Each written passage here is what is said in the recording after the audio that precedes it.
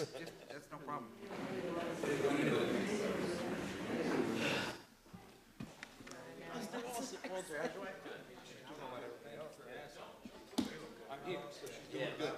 I can never compete with you. I won't even try. I know one of No, that's right. I only just got here too, man. Oh, yes. Kevin contacted them, yeah. All right. There you go. Phone's Did you off. still not get your iPad? Phone's off.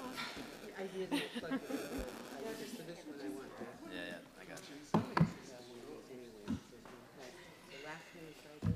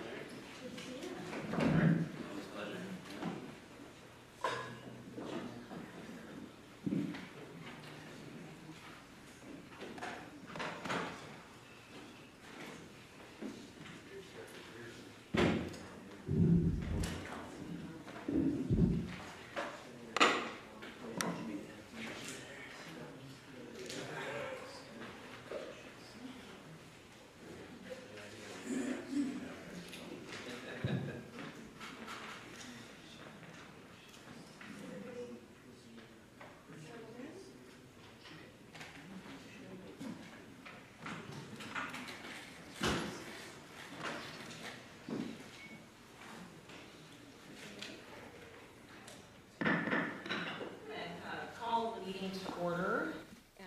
Mr. Turner, would you like to lead us in the pledge? Sure.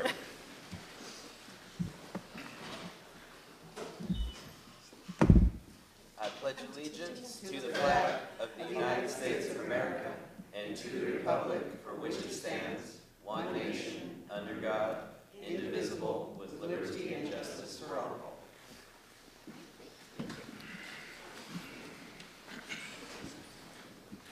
Well, good evening, Sue.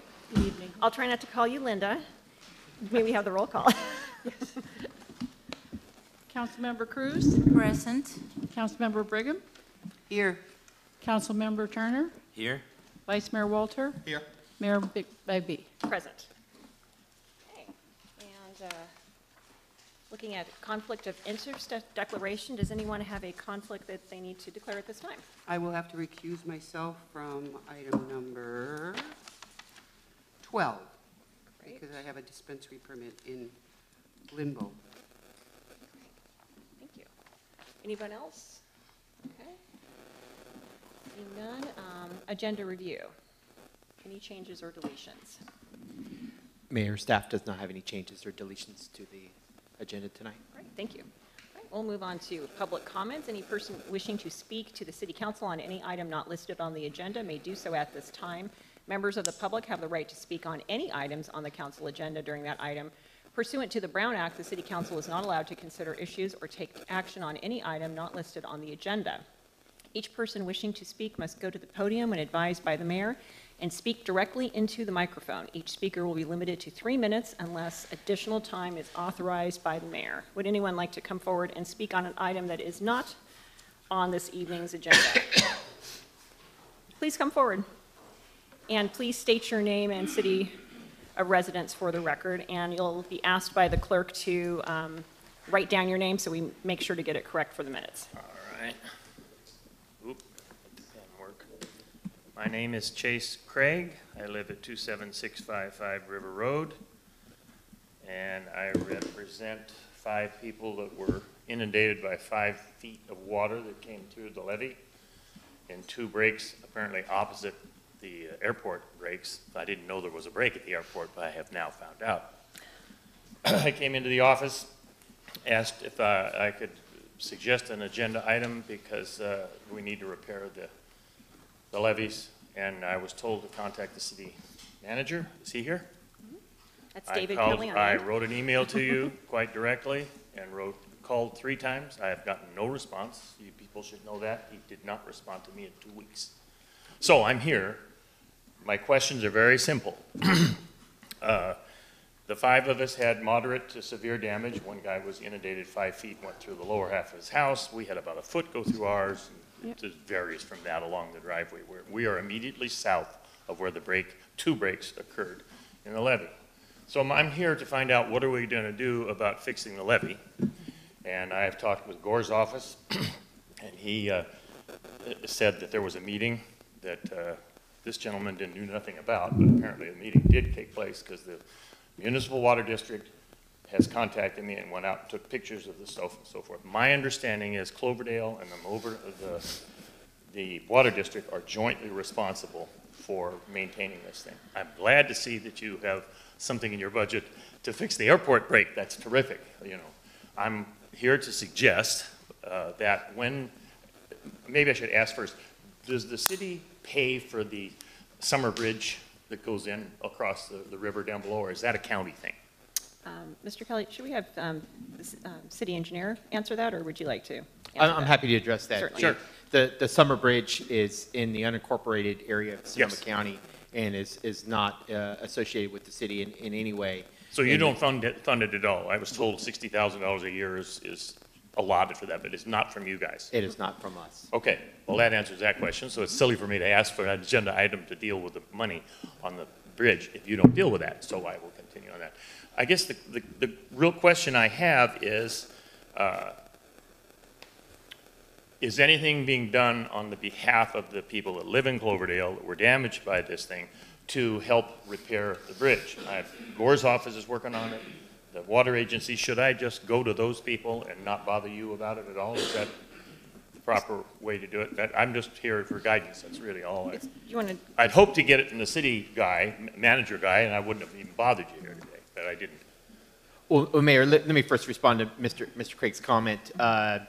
I just doing a quick check on my email. I don't see an email from him, but that doesn't mean it didn't get sent. I make every effort to follow up with citizen inquiries. I'll make sure. Perhaps you didn't get it. But I did leave 2 messages also. That we do follow up directly, and I think maybe that's the appropriate course of action, is that I'll follow up with Mr. Craig.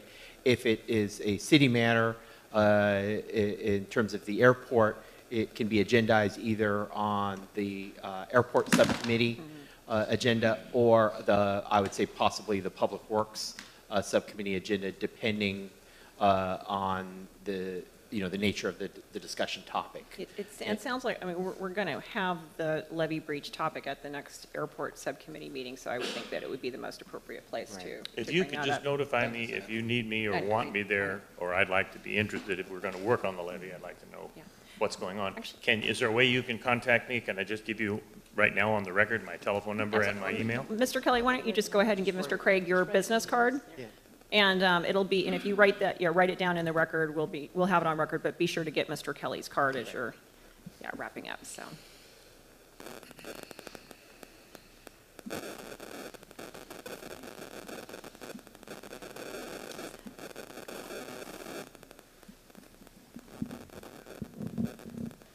Okay, so I guess I will hear from you. Is that I'll leave the my idea? card. And, thank you, folks. Great. It sounds like it's kind of out of your jurisdiction, I guess. But, Great. I didn't know what to do other than come here. Sure. Thank you very much. Would anyone else at this time like to come forward and speak about an item that is not on this evening's agenda? All right. Seeing none, we're going to move on to proclamations and presentation. The first one is a proclamation proclaiming the fourth Friday in April as Children's Memorial Flag Day through Sonoma County in memory of children who have died by violence. Is anyone here to accept this? Right, would you go ahead and come forward? And actually, City Manager, would you like to read the proclamation while I'm heading down there to hand it out? Happy to read the proclamation. And I believe the representatives we have here tonight is Suzanne Taylor and Stephen Barry. That's correct. Welcome, thank you. So I'm going to read the proclamation tonight. The proclamation states the following: proclaiming the fourth Friday in April as Children's Memorial Flag Day throughout Sonoma County in memory of children who have died by violence. Whereas throughout America, tragic cases of violence against children occur frequently and senselessly destroy innocent lives and devastate families. And whereas the City Council of the City of Cloverdale believe in the celebration of life, diversity, and hope for the future through our children, and further, the council deplores and condemns acts of violence committed upon the children of our community. And whereas MOVES stands for Minimizing Occurrences of Violence in Everyday Society, and the Sonoma County Human Services Department are committed to raising individual and public consciousness of the need to care for all of our children and to honor the young lives lost to violence. And whereas MOVES has acquired a children's memorial flag from the Child Welfare League of America, which has become a recognizable symbol of the need to do a better job of protecting children, and which is sponsoring a national effort to memorialize child victims. Now therefore be it proclaimed that in memory of the children who have died by violence, the City of Cloverdale does hereby proclaim the fourth Friday in April as Children's Memorial Day. Be it further proclaimed that Mayor Begbie urge all Cloverdale citizens to increase their participation in efforts to prevent child abuse and child death, thereby strengthening the communities in which we live.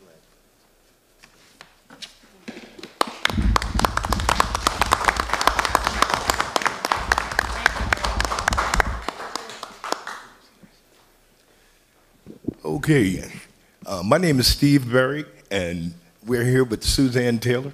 And thank you, Mayor and Vice Mayor and council members. Once again, we come to you this month of April, which is Child Abuse Prevention Month. And we ask that we have this proclamation issued. And so thank you so much, and it's a pleasure meeting you, because we've been talking on the internet. So we're here to do that for this month, and the proclamation explains what the flag is about, and fortunately, we don't have many opportunities to have to fly it. But we just wanted the community to know that MOVES, standing for Minimizing Occurrences of Violence in Everyday Society, we do have the flag available, and we're here to support our young people. They're really important to our community, and that's why we're here. We also, once a year, we have an event called the Day of Nonviolence. Our organization was started by now retired Judge Arnold Rosenfield. And so in the month of November, we have a luncheon, and we honor people who are working toward the causes of peace and just making our communities more peaceful.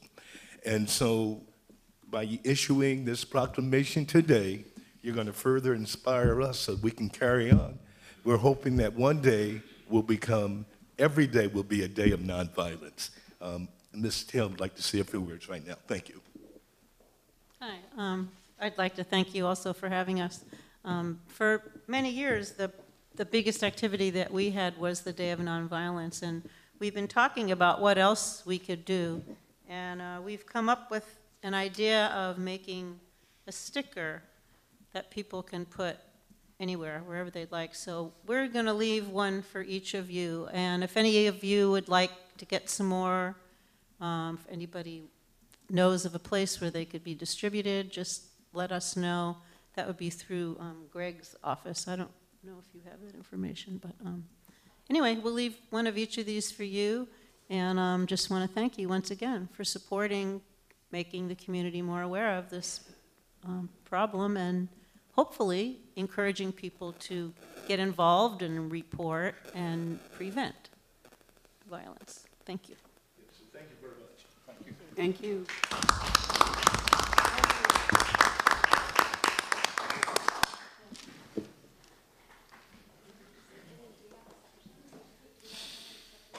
Suzy Marin? Thank you, sir. That's cool. Stick one on your card. And I will.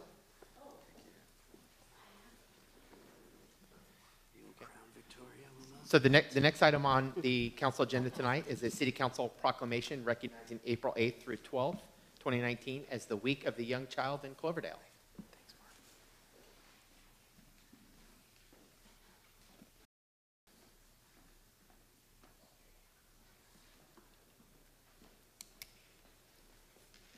Is there a representative here, Suzy Merrill?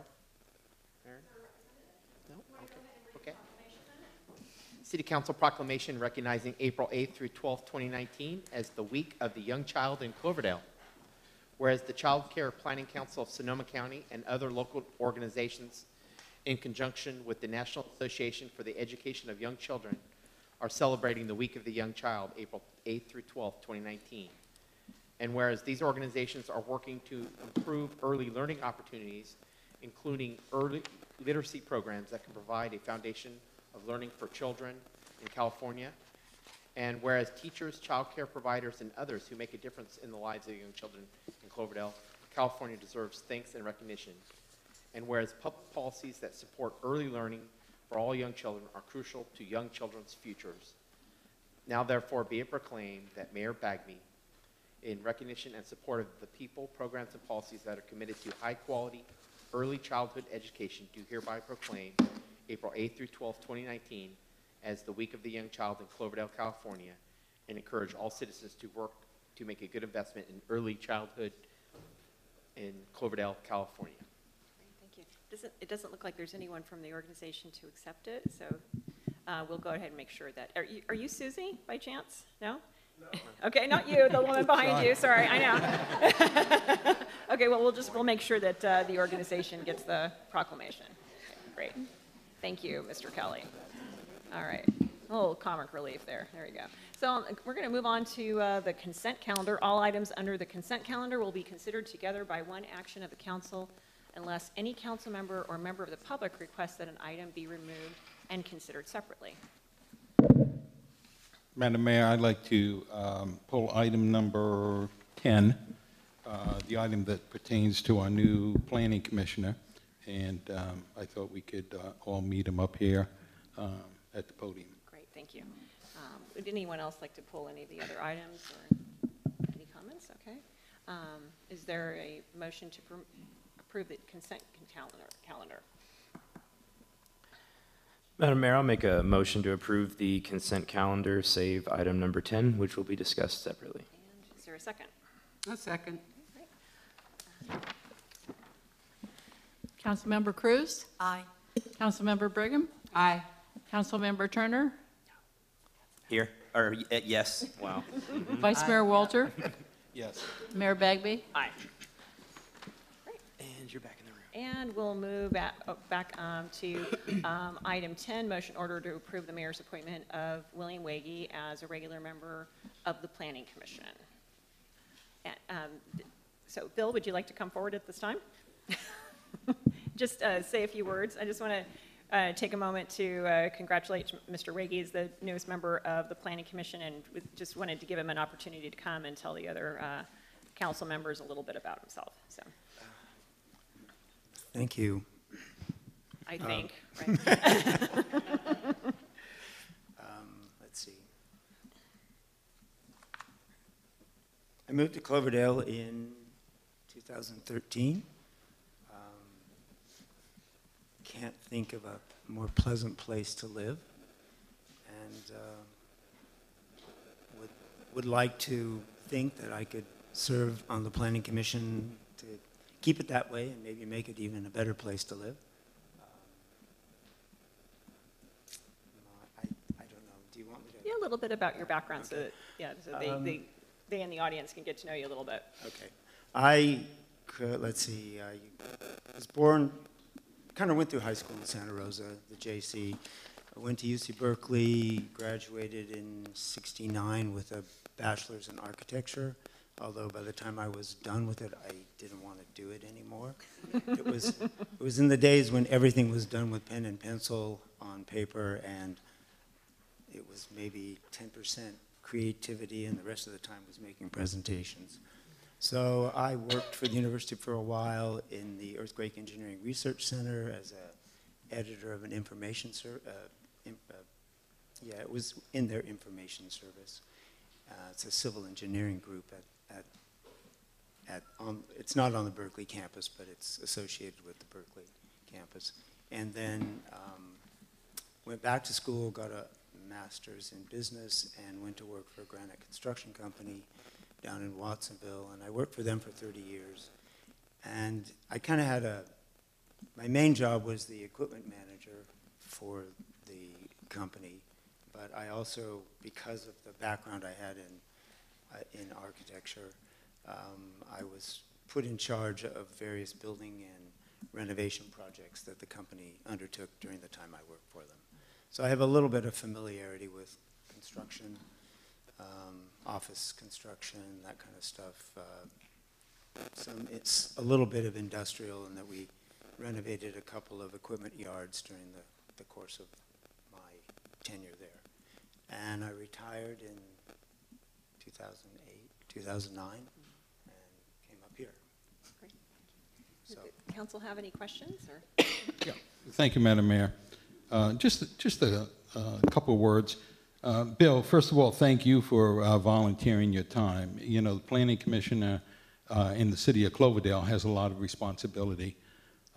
You're the guy that we're going to point the finger at someday and say, who the heck approved that building? So my words of advice to you are go out and look at some of the projects that have already been approved. Look at Citrus Gardens. Look at Aioli Ranch. Take a peek at the projects that are now going in across the street from the Patriot gas station. Drive down there, the road is paved. See if you're comfortable with the amount of parking spaces we have. That's the only way we learn, kind of from our mistakes. You could, and my favorite story, I know I shared this with Councilmember Pturner when he first got on the Planning Commission. You know, the big mistake that I like to look at is the Starbucks parking lot. You get in there for a cup of coffee, and you cannot get out. And it's a nightmare. It's kind of like a Roach Motel. You it need really is. Exactly. You need to have all eyes looking in all directions going through that place, yes. So, and then we also have actually we have 4 houses. 2 are nearing completion on Cloverdale Boulevard North, right next to the Goodwill store. Look at those. See how tight they are to get in there. And so I just encourage you to get out.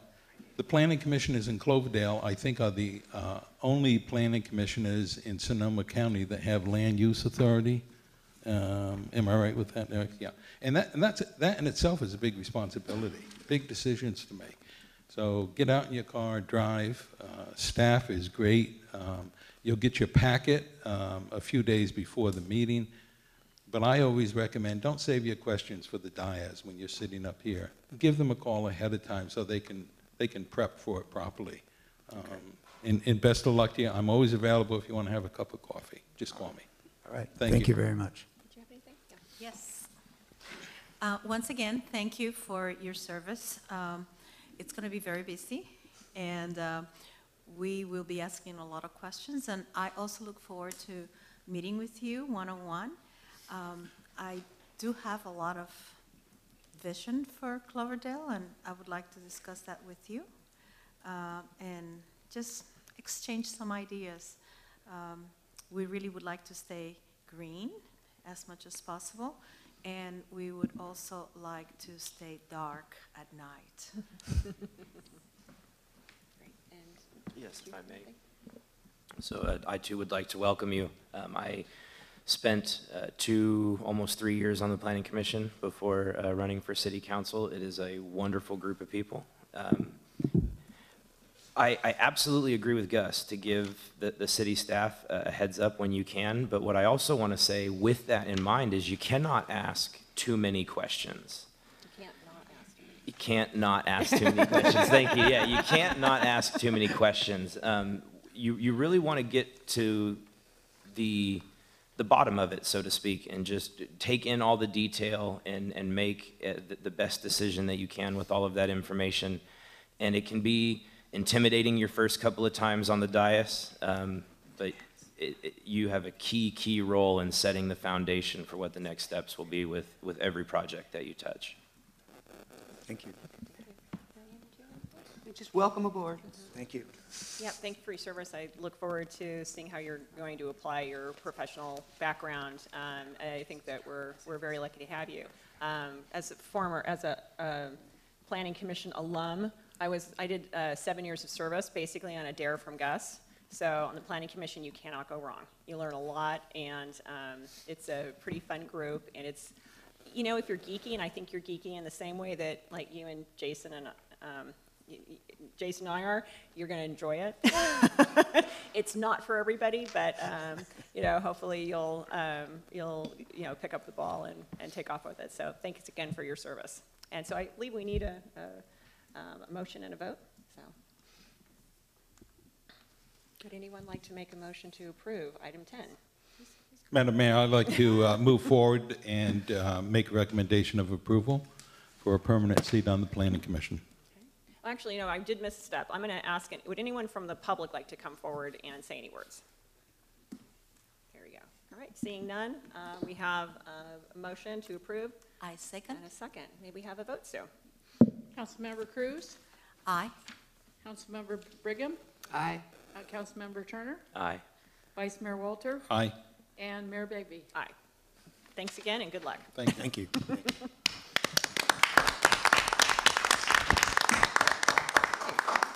All right, we're going to move on to new business. And did you need to recuse yourself on item 12? I do indeed. Okay. Well, we got communications. Oh, sorry, you're right. Well, in communications, there are none. Council may discuss this item on any communications. Did anyone have anything at last minute that we needed to? Okay, great. We'll move on to item 12 then.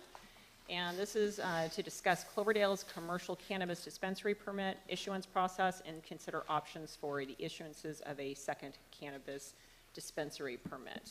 Madam Mayor, understanding the content that we're going to deal with in item number 12, may I ask for a very brief recess to use the restroom? Certainly. Don't make me stop this car. So we're going to recess for about 5 minutes. Let's just call it that. Stretch your legs or? No. Okay. Get up, I might not. You may not get back. You may not come back again. Okay.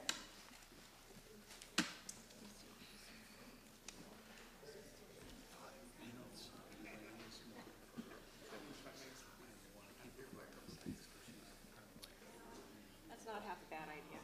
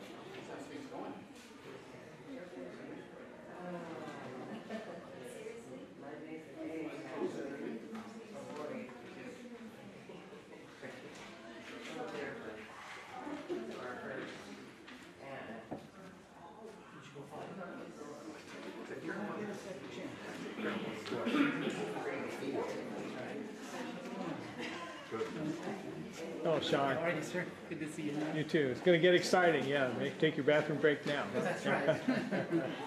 We'll get a second chance.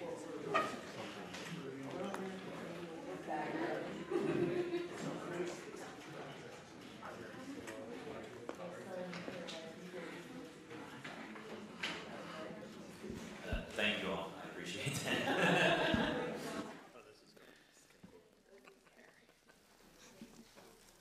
All right, are we set? Everybody Yes. ready? Okay. Thank you. I'm going to restart the meeting, so to speak, and again, we are on item 12, and I believe this is City Manager Kelly. Thank you, Mayor, members of council. I'm going to start tonight's discussion just by giving the council a brief kind of overview of the history of the process that the council has went through with regards to the request for proposals process for dispensaries. Back in September of 2017, the council adopted, a comprehensive commercial cannabis ordinance that provided for a application process for up to a maximum of two dispensaries.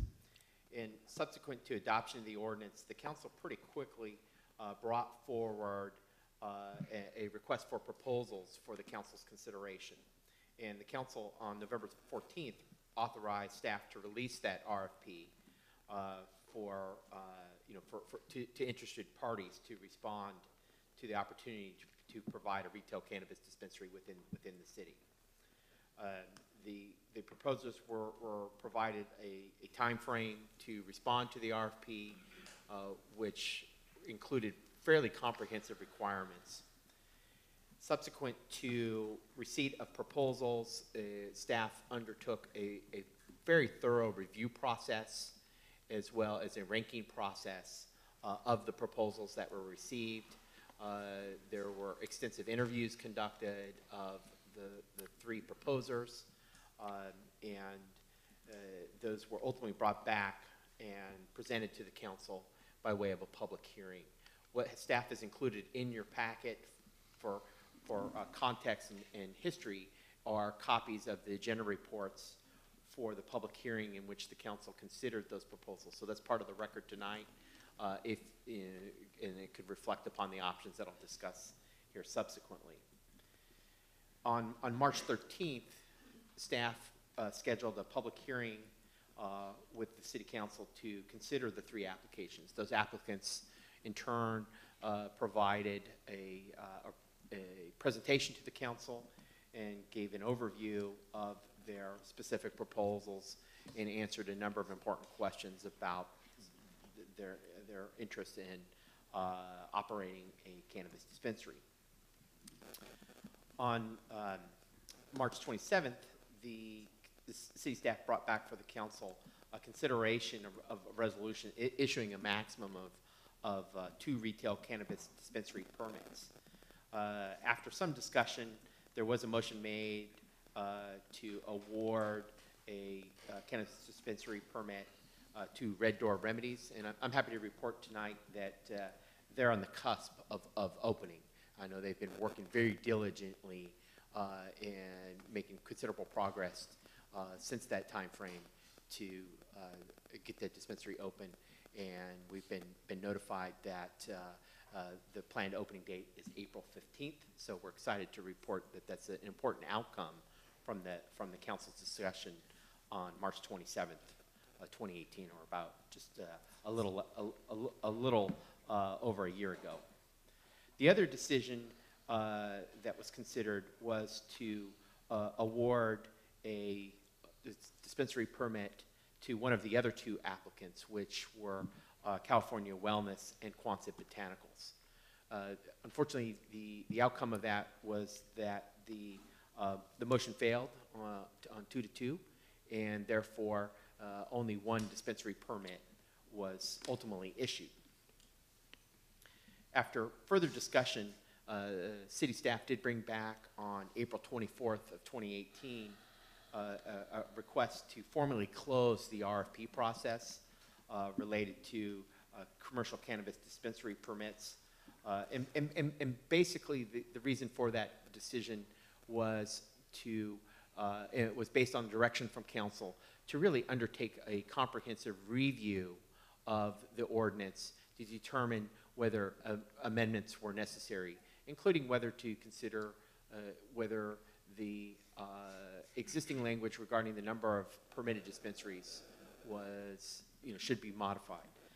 There were 9 topics of discussion that were generated as part of that review, that council, subsequent to that, held a number of meetings and weighed in on those topics of discussion. What staff is proposing to do, based on council's direction, is to amend the ordinance based on the direction of council on those 9 topical areas, which were actually consolidated to really about 8 issues in total. However, none of those topics really specifically modified the RFP process, or the language regarding the RFP process, or the number of dispensaries. And more specifically, the ordinance contained provisions that if an available permit comes up within 365 days of the original application process, the city council could consider awarding a dispensary permit to one of the existing applicants. And that's really why we're here tonight, based on the decision to formally close the RFP on April 24th, 2018. We believe we're still within the 365-day time frame for the council to consider options relative to the 2 applicants. As you know, since that time, city staff and the council have received considerable input, considerable communications, letters, emails, and so forth, regarding the 2 applicants, and there's part of that weighed in on the issues that the council discussed regarding setbacks. The school district weighed in, provided what their recommendation was on setback issues, and all the while we were looking at that in terms of how that might affect the 2 RFP applicants. So what staff has outlined for council is a couple of options for you to consider relative to the request for proposal process for the cannabis dispensaries. Again, being mindful that your ordinance provides currently for a maximum of 2 dispensaries. 1 has been awarded and is on the cusp of opening.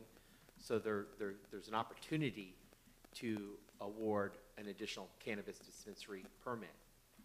With that said, option 1 that staff has outlined for council's consideration is to revise the cannabis dispensary RFP that council previously approved in 2017, and to bring that back to the council for review and approval at a future date. The council has previously indicated that there might be some desire to really look at that RFP and determine, whether it needs to be amended and clarify some of the requirements. And this option would entail referring the RFP to an appropriate subcommittee or an ad hoc committee, or even staff for further review, deliberation, and revisions for the council to consider at a later date. Option 2, is outlined in the agenda report, is to utilize the existing dispensary RFP and open up a second round of the RFP processes to both new and existing applicants, i.e. you could kind of rebroadcast that existing document that called for proposals. Obviously, we need to update the dates, but that would enable, option 2 would enable any new interested parties to submit an RFP, or in addition to that, the 2 applicants that that were not awarded in the original process to resubmit their proposals, and that would again enable the opportunity for staff and the council to review options for issuance of a new dispensary permit. The third option that staff has outlined is to limit the RFP to include only the 2 existing applicants from the initial RFP process, and that's consistent with the Cloverdale Municipal Code section 18.15050C2. If council is to consider this as an option, staff does recommend that the two applicants be invited to submit any applicable updates to their proposals. They may want to update the financial statements, the financial documents, members of the team, as well as their business plan, and to invite them back at a future date as a public hearing to be set by council to present those updated proposals. This option would limit issuance of the one available cannabis dispensary permits to one of those two original applicants. Last but not least, is option 4 is really to remain with the existing dispensary permit only for the time being, and suspend the RFP either indefinitely or for a time certain. And so want to make sure that that's an option for council. You're not obligated to issue a second permit, though the ordinance does provide for that, but it doesn't obligate you to do that. So it is an option for the council if you should decide to really kind of close the RFP process and let the existing operator have one permit subject to some future time when we issue a permit. So that really concludes staff's presentation. There's obviously a lot of material in your packet that was presented to council previously when the two existing applicants came forward and when this process was initiated originally. So I'm happy to cover any of that material if you like. And there may be other options that council may want to consider, but I think staff's goal was to really try to comprehensively outline what we saw are all the viable options for your consideration. Great, thank you. Great. Are there any questions from council or staff at this time? Any clarifying questions? No technical questions for me at this time. Any technical or clarifying? Okay. All right. Well, with that, then we will go ahead and open it up for public comment. Anyone who would like to come forward, please state your name for the record. And be sure to fill out Sue's little form, because she doesn't look tough, but she is. And you'll have 3 minutes. Good evening, Madam Mayor and council members. Daniel Frankston from California Wellness. We've been going through this process now for a year and 5 months. It's been a long and arduous process, but I think it also reflects on the difficulty that's presented both to the community dealing with an entirely new statute for an entirely new industry that is certainly going to be burgeoning going forward and growing in the years to come, but also to deal with the fact that the state, when this started, had a set of rules that were not yet in place, not well defined, and it makes it really hard for us as applicants to try and work through the labyrinth of the rules. And just 6 weeks ago, they came forward with their final proposal. So I understand the difficulty in the process, and I want to express my gratitude to each of you for the time that you've taken, the effort that's been put in this. I know it's been a long process to go through, and it's a difficult one, and I think David Kelly has very succinctly summarized where we stand today. We basically have 4 choices. Allow Red Door Remedies to have the only license in town, which, I mean, ultimately, from what I've seen happening the last year, that's going to be the case for many, many months to come, regardless of what you do today, because it's going to take a while for whoever is issued a permit to ultimately get open. Hopefully, it won't take an additional year, but in any case, there's that prospect of just allowing Red Door to go forward. The second option would be to essentially reopen the process anew to the public and allow everyone else, including us and Quonset, to come back in and reapply and go through the entire process. And you're certainly free and able to do that. I think at this point you have a couple of really good proposals before you, applicants, and it's really a matter of the direction that the city wants to take in that regard. I do not know Maryanne. I know her reputation, and I know what she's done for this community. And I have to applaud her for that. I think it's really great that she's been involved in all these years and doing all these things. And I think it's wonderful. I think that's what being a member of a community is all about. And that's really what Eleanor and I would like to do, is to become a part of this community. California Wellness, we have a goal and an ethos which is not to sell pot to the public, but rather it's to provide an atmosphere for people who need medicine to be able to come in a discreet and professional area, to have consultations with people who are concerned about their wellness, not about making a buck. I know there was a big discussion about out-of-towners and whatnot, and yes, Eleanor and I are the out-of-towners, but we hope to be in this town very shortly and permanently. And I know that there's a lot of good people in Cloverdale, and the past year has really been wonderful for me. I've driven through Cloverdale for 30 years now. My parents live up in Mendocino, and I used to drive through town because that's the only way you could get to San Francisco until they built the bypass. And quite honestly, I was really concerned because I thought, gee, this is a really beautiful community, and I'd hate to see it shut down on the basis of the bypass. So I think it's really important that we move forward with this. I outlined the various different prospects. I think what needs to be done is a motion needs to be made tonight to reopen the RFP in order to consider the applicants that are currently before you, and I would hope and trust that you would award a permit to California Wellness. Thank you. Would anyone else like to come forward at this time? And please state your name for the record.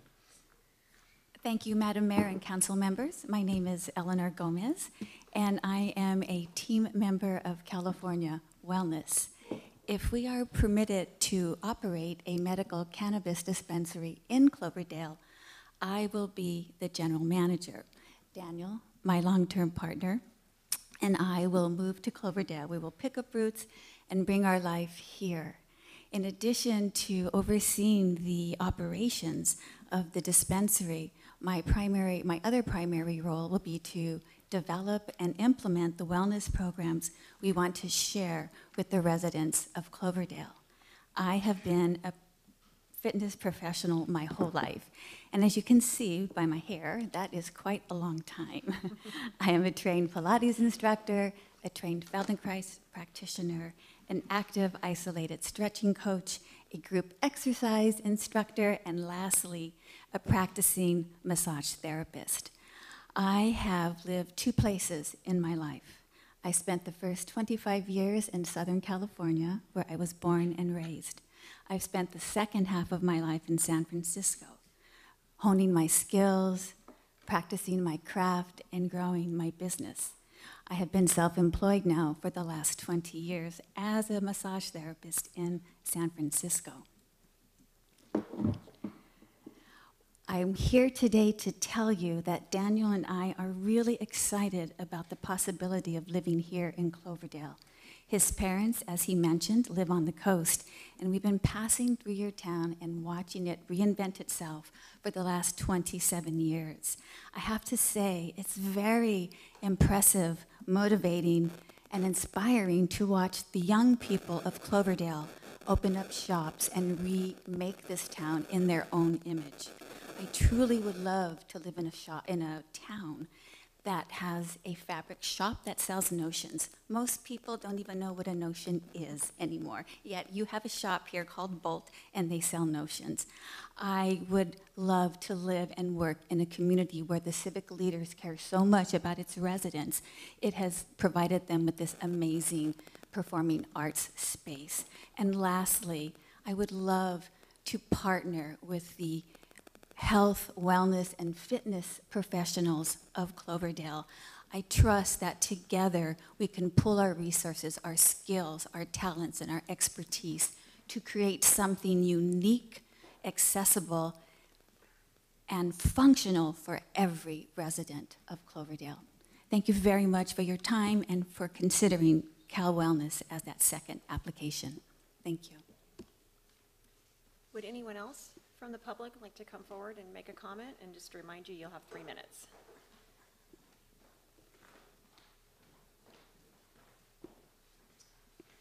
Good evening, Council. John Lambert, City of Cloverdale. I think I'd like to just say that I speak for a lot of people in town, and a lot of us are really eager to see this sort of come to a close.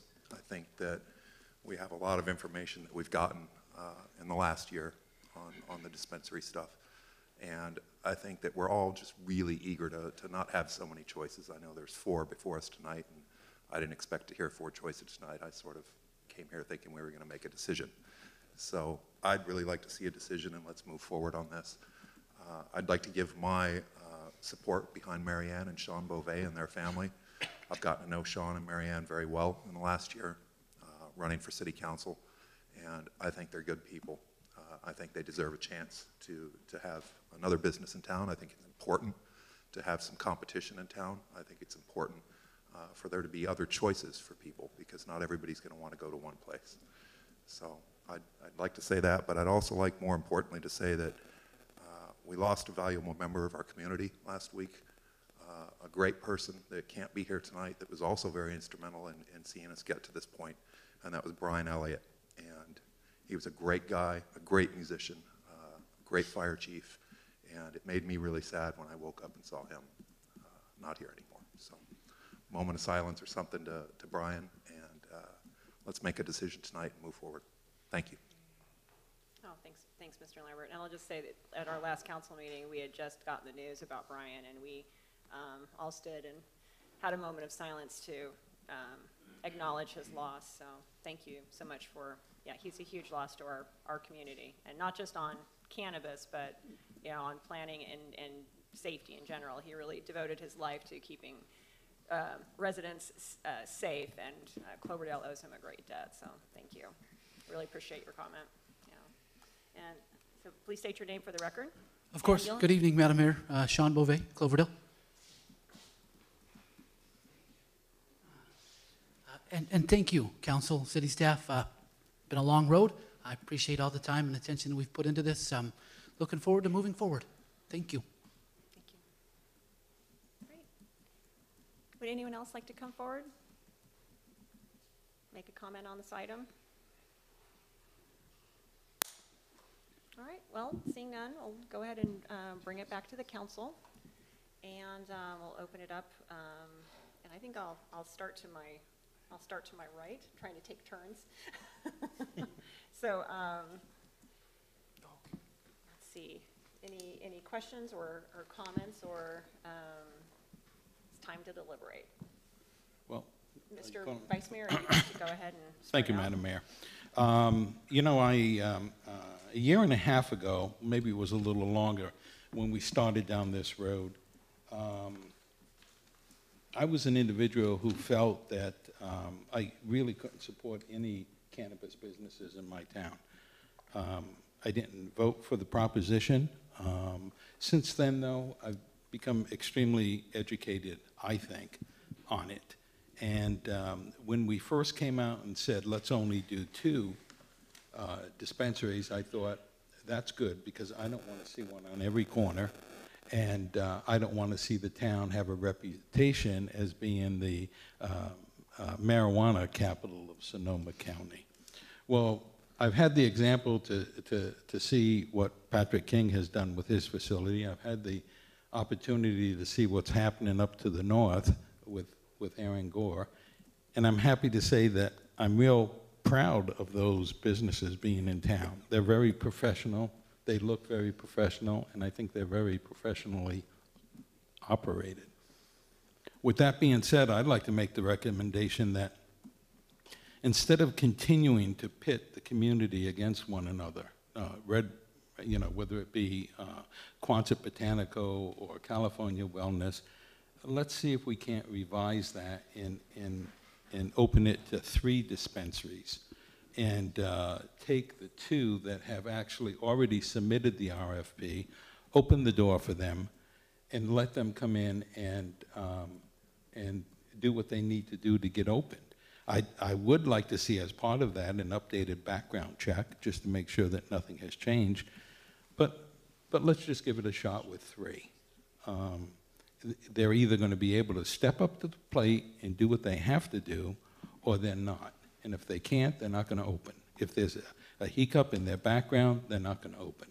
So as far as I'm concerned right now, let's be done with this. Let's move forward, and let's direct staff to come back with a change to the ordinance allowing 3 dispensaries in the direction that the 2 that have already submitted RFPs be awarded 2 of those licenses. And that's just my opinion.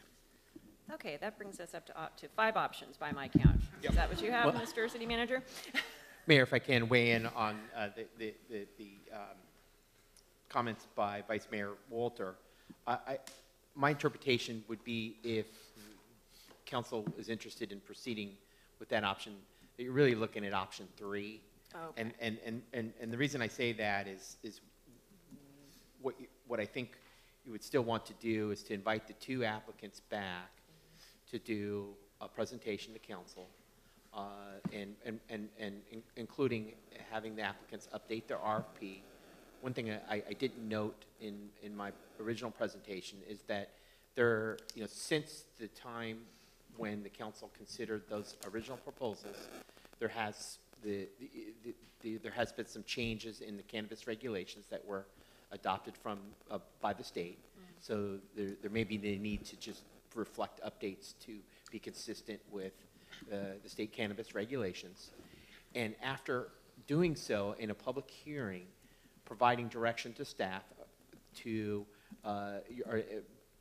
assuming the council wants to make that, agrees with Vice Mayor's recommendation,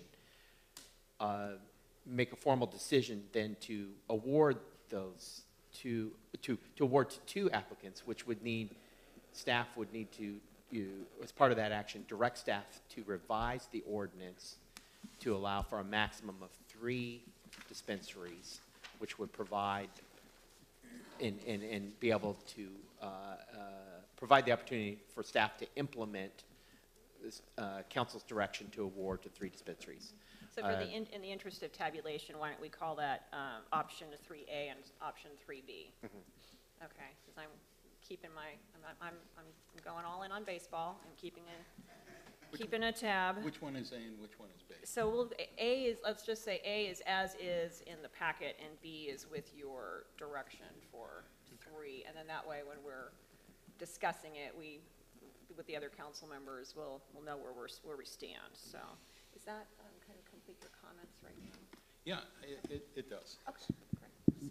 So, Well, the other thing is I don't want to see the RFP opened again. Let's deal with what we have. okay, so that's your. Is that still covered under item 3, Mr. Kelly? I'm just. Oh, hold on a second. I just want to get clarification. Sorry. Here we go again. Direct staff to limit the RFP process to include only 2 existing applicants. So that would cover your request. Okay. So no needed modification. Okay. So does that conclude your? Yes. Yes, Madam Mayor. Okay. Councilmember Cruz. Yes, I would like to have, as city manager said, an update on the application to make sure that it reflects the new rules and regulations, and also that it meets the required application as it was written by staff, meaning that the application is complete in all parts, because there's a lot that has happened in terms of advancing towards opening the different dispensaries. So I'm sure that both candidates have updating to do to their application. And I would like to have more information available to us, So, respecting what has been done already, but updating to meet the format that was also required and that all candidates completed. so would you say that you're looking at option? So which option are you advocating? I'm going for 3. B is for both. Okay. Yes. Great. So 3B would include the option of there being a 3rd dispensary. Yes. Okay. Great. I think we're clear. Yes, Madam Mayor. Thank you. You're Thank you. Thank you. So this is how I can go along with 3B. And this is a comment/question. I need some clarification of where my thoughts are going. I need to make sure I understand this. One of the only things that has me considering 3B is the fact that one of the applicants has indicated that their prime focus is medical, which offers a different choice than 3 retail outlets. If we write into the ordinance that we allow a maximum of 3, and for whatever reason one of these applicants, it doesn't come to fruition and somebody else applies to then be that 3rd dispensary, and maybe they don't want to do a medical, they want to bring in a 3rd retail front, and maybe I personally don't get on board with that yet. Would we as a council have the prerogative to say, well, we're not going to do 3 right now. We're going to keep it at 2 right now, and we may entertain the option of moving on to 3 as a maximum later. So I am looking at you, Jose. I hope you can forgive me, but I just want to make sure that my head's going in the right direction. Yeah. Yes, that's a very good question, Jason. Thank you. No, great question. So the choice as to how many permits are issued, the ordinance sets the maximum, but the council really decides how many are issued. So in this case, that's why one of the options was just stick with 1, right? So similarly, if you had 3, maximum of 3, let's say you only have 2, the council has the option to just stick with 2. The ordinance just sets the max. Okay. So yes, you have options. Thank you for clarifying that. So, you know, we've seen this really come a long way. We saw the opportunity for changes to be made. We saw the opportunity for a new set of council members to review this. I too would like to see it move forward. I find myself favoring option 3B to clarify the maximum of 3. We will decide at what seems to be the next meeting with the applicants having an ample opportunity. If they only want 2 weeks and they want this to come back right now, so be it. But if they need a month to prepare their updates, I'm not opposed to that. Of course, I need consensus. It's not Jason Dale. But that's where I'm leaning. Someday. Yeah. Okay, great, thank you. Does that pretty much wrap it up for you? Yes, Okay, thank great. All right, Madam Mayor. Yes, anything else? I agree with Jason that I'm willing to extend time, but I don't want it to be just dragged another 2-3 months. Actually, And the updates, could we define what updates mean? I believe it's pretty well laid out. I mean, I'm referring to the application itself. Any application updates on the open, so the 3rd line at the end of item 3, financials, business plan, proposal team, et cetera. Okay. Okay, so I think So that's pretty the application clear. as it was written to be submitted by applicants. Right, so, no, actually, I have a question for staff. Have you had any feedback, or do you have a feel for how much time the applicants would need to revise their application? Yes, thank you. Thank you. Mayor, I'm happy to respond to that question. At this particular time, council is considering canceling your next meeting in April. We also anticipate absence of 1 council member for the first meeting in May. As such, I would recommend if council wants to set a public hearing for reconsideration of the 2 existing applicants, we bring it back we schedule a public hearing for the 2nd meeting in May. So that would be, off the top of my head, the first meeting. 22nd, the 22nd? 22nd. And that would give the applicants approximately 45 days in which to prepare for a presentation to council. And of course, staff would ask that they submit any updated proposals, probably, at least 3 weeks prior to that date, so that staff has the opportunity to do some analysis and be able to prepare the agenda report for council's consideration. In what we haven't discussed is whether you want us to re-rank and rescore them, or is it just a matter of asking for the applicants to submit, any updates to their proposals, and that we bring them back in the format that they resubmit and present that to council at your 2nd meeting in May. Why don't we just see how the council is on that? Does everyone we have two issues. One is 45 days enough, and we can ask the applicants that are here. But then also, do we feel it's necessary to rescore? So do you have an opinion on that? Well, since we're saying we're going to go with the two, as long as all the requirements are there, I don't think we need to rescore. But I would like to have more clarification and more completion from what I've seen from the Quonset Botanicals application. I agree. I don't think we need to grade them per se against one another, but I would like to see the where are they now. Mm-hmm. Yeah. You know, all movement that they have done towards coming to this day. Okay. And I don't disagree with that. I think looking back down the pipe, scoring in the very beginning was a mistake. We set the precedence for the assumption that the high score would win, and that really, I don't want to see that happen again. So if 45 days is enough for them, that's great with me.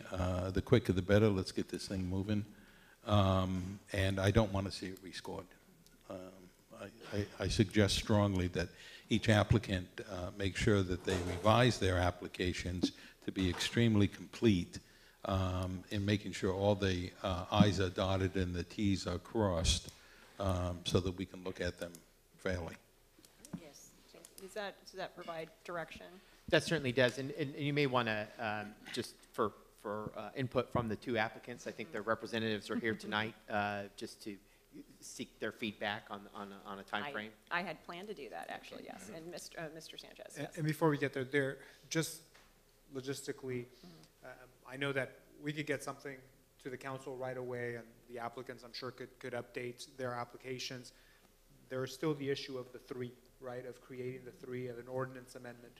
Right. So that process, whatever direction we get tonight, we're going to keep moving anyway, and starting to at least start the process for the three, because that's going to require an amendment to your ordinance. Sure. And that is a zoning ordinance, so it does have to go to the planning commission. I know that currently we were working on amendments anyway. So I know that it's going in May 7th. So we'll be looking at updating that. So there is a little time. If the applicants needed a little more time, I don't think it's a race necessarily. If the council wanted to issue at that meeting, we'll work on it, but it may be contingent. Yeah, it may be issued contingent upon the ordinance being amended to allow the three. But it's not essential. I mean, we could certainly, it's an RFP, so I mean, we could certainly, make the decision, and then we could change the ordinance after the fact. Absolutely. Okay. Absolutely. Okay. It's not a barrier. I guess the only thing I'm saying is there's still even if we got here pretty fast, there would still need to be a process on the back end, which would be the ordinance amendment. Okay. If that was decided. Jose, I'm not quite clear where why the planning commission has to come in. There's no land use adjustment here. It was just because we're making other changes to the ordinance as well, that because it is in the zoning code, the issue of allowing additional uses, additional amount of uses is there. We still have to go through the CEQA, the environmental, most likely an addendum, and that's what's going to be packaged in the current amendment that's happening right now. Okay. And just to add to City Attorney's comments, the commission in that capacity really functions as a recommending body only, and so their purview would be to make a recommendation on the changes to council, and then council ultimately would take into account their recommendations on the ordinance. The Assistant City Manager, Community Development Director is indicating that we'd schedule a public hearing for the revised ordinance on May 7th, assuming that we could make all the appropriate changes. I mean, so far the ordinance, what went to the commission for initial review is kind of a workshop, or the updates to the ordinance that council previously provided direction to staff to undertake in the ordinance, but didn't include the change in the number of dispensaries. So that would need to be one additional change. What the staff also would need to look at is the environmental document clearly referred to there being 2 dispensaries. So what I think we would need to do is, at a minimum, just an addendum to the environmental document, and work with the city attorney's office to make sure that meets the requirements of CEQA in order to meet that timeline for the 7th. It may be, and again, we'd have to look at the time frames. If we timed it appropriately, we might be able to schedule a public hearing on the ordinance at that second meeting in May, and so that we could bring forward the ordinance with the RFP. But we'll have to look at that. I don't want to sit here and promise you that we can do that, because we have these time frames that we have to make sure that we're meeting, both for the public hearing notices, and we don't want to publish a hearing notice for an ordinance without it at least having that recommendation by the commission. But I think if that's council's direction tonight, we could move these forward fairly concurrently, so that there's not a real time gap between a change in the ordinance language and the council's direction on a potential issuance of an RFP license. Okay. Well, given that information, would the applicants like to come forward and comment on the May 22nd date?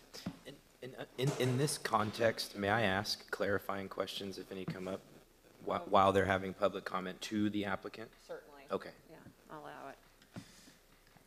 Thank you, Madam Mayor. I can represent that we could have the updates that are requested, we could have those submitted within a week. And I spoke with Sean Beauvais, and he indicated that similarly, a week. I don't know how long, obviously, the staff would need, and council members would need to review that, but we could certainly do that within a week.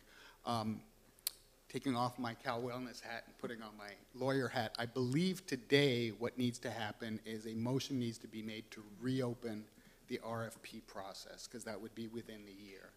And my understanding is that the number of dispensaries could be changed by the 5 people that sit on the board. There's no need for a planning commission. My understanding is that it went to planning because there are zoning changes with regards to the cannabis. But the number of dispensaries, that would not affect, and that certainly if it came out on the 7th and was presented on the 22nd, a simple amendment to change it from 2 to 3 would suffice.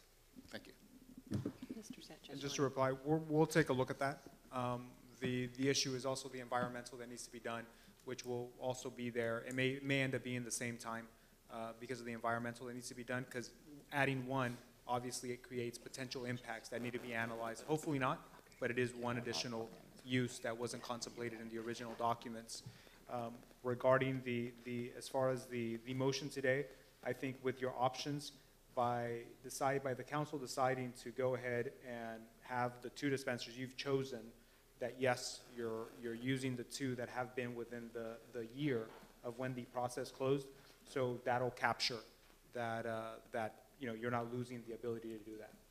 Great, and we'll make sure for the record. Yeah. And I'm sorry, did Yes, and actually, Councilmember, we had a logistical question for you. So I just want to remind you that city staff did bring up that they're looking at possibly canceling our next April meeting, which I'm sure they'll explain to us at a later part in the agenda. So I really invite you to stay so you can hear why that might be. The second thing that I want to bring up is they said there's a chance that there could be a council member missing from the first meeting in May, and I really want to reiterate that. Sometimes, I can tell you that there was a chance that a council member might have missed tonight, and as unpopular as a decision as it would have been, I would have asked my colleagues, let's take this off. Everybody needs their opportunity to weigh in, and I don't want anybody to say that it wasn't fair. So I just want to remind both applicants of that statements were made, that there might not be a council member present during the first meeting in May. That is my question, comment, just something to consider. If I may inquire, would it be a member who would be eligible to vote on this particular ordinance? I don't know who it is. That's correct. That's fine. Then I would certainly concur that, I would like to see a decision made by the council, by the entirety of the council. And so if that means putting it off until the 2nd, to the 22nd of May, that's fine. It's going to need to be the 22nd. But I just wanted to let you know that we're prepared to submit something within a week. We could certainly have that. Yeah. Thank you.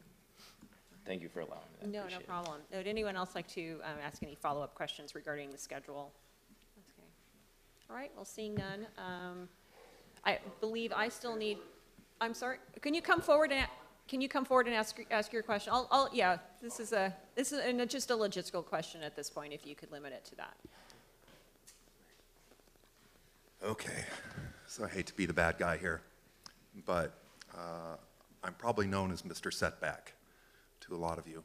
And you know that I'm pretty critical of measuring setbacks accurately, So making is this sure. regarding the No, option that's why I before- questioned if I could say this. Oh, 'cause I'm I sorry, didn't- and I just wanted to, I'm clarify, we're just kind of finishing up on logistical questions, and we're limiting it to options 1 through 4. So that's what we're gonna finish deliberating, so if you could go ahead and take a seat. Thank you. All right, so let's move on to, I believe I'm the only one who hasn't weighed in with my direction. So it's gonna be, I'm in favor of option 3, and A or B is not of consequence to me, so I can certainly go along with B and consider that at the time. So do you have enough information to move forward, staff? Staff has enough direction. We would like to have just a formal motion so that we can have a roll call vote. Great, on okay, the so recommendation. yeah, I believe we've done deliberating, if someone would like to make a motion. Madam Mayor, I'll make the motion that we direct staff to come back with item number 3-B, which would call for the expansion from 2 dispensaries to 3, limiting it to the 2 that have already been, have their RFPs on file, and updating their RFP and continuing with more background checks. Okay, we have a I first, do will- we have a second? I will second that, Madam Mayor. Actually, before we go to a vote, I intended to, and I'll let anybody else take a turn at clarifying. I had selected option 3 for myself and open to, the extra option. And I just wanted to make clear to the public that, I've discussed this issue with staff, and it's been a topic of conversation. It's been pretty clear that we haven't received an overwhelming need, or no one's breaking down the doors to be additional applicants. And so I just want to make it really clear that that's, one of the reasons I was comfortable with option 3. Does anyone have any other deliberations or any other comments? Seeing none, then we'll just go ahead and take a roll call vote. Councilmember Cruz? Aye. Councilmember Turner? Aye. Vice Mayor Walter? Aye. Mayor Begbie? Aye. Great, thank you. All right, we're going to move on to item number 11, and under new business, it's a public hearing for the presentation of possible selection of a maximum of 2. Oh, sorry, I'm moving on. I'm in the packet. I'm just going by rote. Sorry about that. So we need to move on to. Sorry, what number are we on, Jason? We're on 13, Madam Thank Mayor. you very much. Okay, we're moving on to new business and consideration of resolution number 2819, authorizing the city manager to execute the First Amendment to individual at-will employment agreement with Ms. Holmes. All right, thank you, Mayor. Members of council, the item tonight before you is a consideration whether to reclass our finance manager, Suzy Holmes, to the title of finance director. Our finance manager, like many of our senior staff, are subject to at-will agreements. The at-will agreement with Ms. Holmes does provide for or include a provision that upon a year of service and a standard or better performance evaluation, that the city manager would recommend reclassification of the title of that position. And I'm very happy to report that Ms. Holmes completed an outstanding performance evaluation for the city and is a valuable member of our team. And what we've done is prepare a First Amendment, or the First Amendment to the existing at-will employment agreement with Ms. Holmes, which would authorize the reclassification of her position from finance manager to finance director. And this would satisfy the requirements under Section 3F of the employment agreement that the council approved upon our initial hiring with the city. What we've included in your packet is a resolution that would grant the city manager to execute this First Amendment to the at-will employment agreement, which would change the title. included in your packet and also accomplishing the resolution would update the job classification to reflect that the title would be changing from finance manager to finance director. No other changes to the job classification are proposed other than just simply updating the title change. And there are no salary or other benefits that are proposed to be changed as part of this reclass, and it really is just a title change to reflect the language in the agreement and successful completion of the performance review. Thank you. All right, any questions or? Oh, just thank you, Madam Mayor. David, the at-will agreement, is it going to be the same as the at-will agreement that we have on file now, with just the two changes of salary and title? And I'm referring to some of the changes that we were looking to make in our at-will agreements. The only change to the at-will agreement is to reflect an update to the title from finance manager to finance director. Okay. Do you have any questions or comments? I just, I think Suzy's done a great job, and if this will help her out, and I think there's no reason not to. I'm all in favor of it. When the gentleman who performed our audit, thank you, when he spoke about a trend of it being very complete, very clear, very correct, that was a little bit of a review that I got to be privy to, and I was very happy with the outcome. So I find myself heavily considering this. Yeah. Thank you. Well, the only thing I'd add is that, yeah, Mr. Krieg's, well, my uncle's a CPA, and I've never heard him give anybody a compliment. I think Terry is probably in that category. Right. And he was, I think that he lavished praise, as if you can call it that. So I just want to, thank you. I think you're just a wonderful addition to the team, and this is well deserved. So, yeah. So if anyone would like to, would City Manager like to say anything or add anything or? Well, I just want Suzy to know that she is a very valuable member of our team, that we appreciate all the work that she performs. And I know she's been tackling some of the risk management issues that are very important for the city. And, I certainly appreciate that tremendously, because it's a function that it's something that the city really needs to more fully implement, and she's kind of taken that on with open arms, and it's a valuable task that's being performed by Suzy. So I really appreciate that. Yeah, we're looking forward to working with the forecasting group that we've hired, and also the forecasting tool that has been acquired for the finance department to really give us a long-term look at and be able to plug in different scenarios. It's really important for forward planning nowadays, especially for an organization which is basically like a little company. So would anyone from the public like to come forward and make any comments regarding this item? Okay, seeing none, would someone like to offer the resolution? I'll offer the resolution. City of Cloverdale City Council Resolution Number 028, 2019. Resolution of the City Council of the City of Cloverdale approving the First Amendment to an at-will employment agreement with Suzy Holmes, reclassifying employee from finance manager to finance director, satisfying all requirements under Section 3F of the employment agreement, and updating the corresponding finance manager job classification title to finance director. Okay. Is there a second? Well, I second. Okay. May we have the vote, please? Councilmember Cruz? Aye. Councilmember Brigham? Aye. Councilmember Turner? Before I say yes, let me say semi-facetiously, please don't use this new title to leave. Yeah. Yes, I agree. Vice Mayor Walter? Well-deserved, Suzy. Thank you for the hard work, and it's a yes. Mayor Begbie? Aye. And congratulations. Thank you. All right.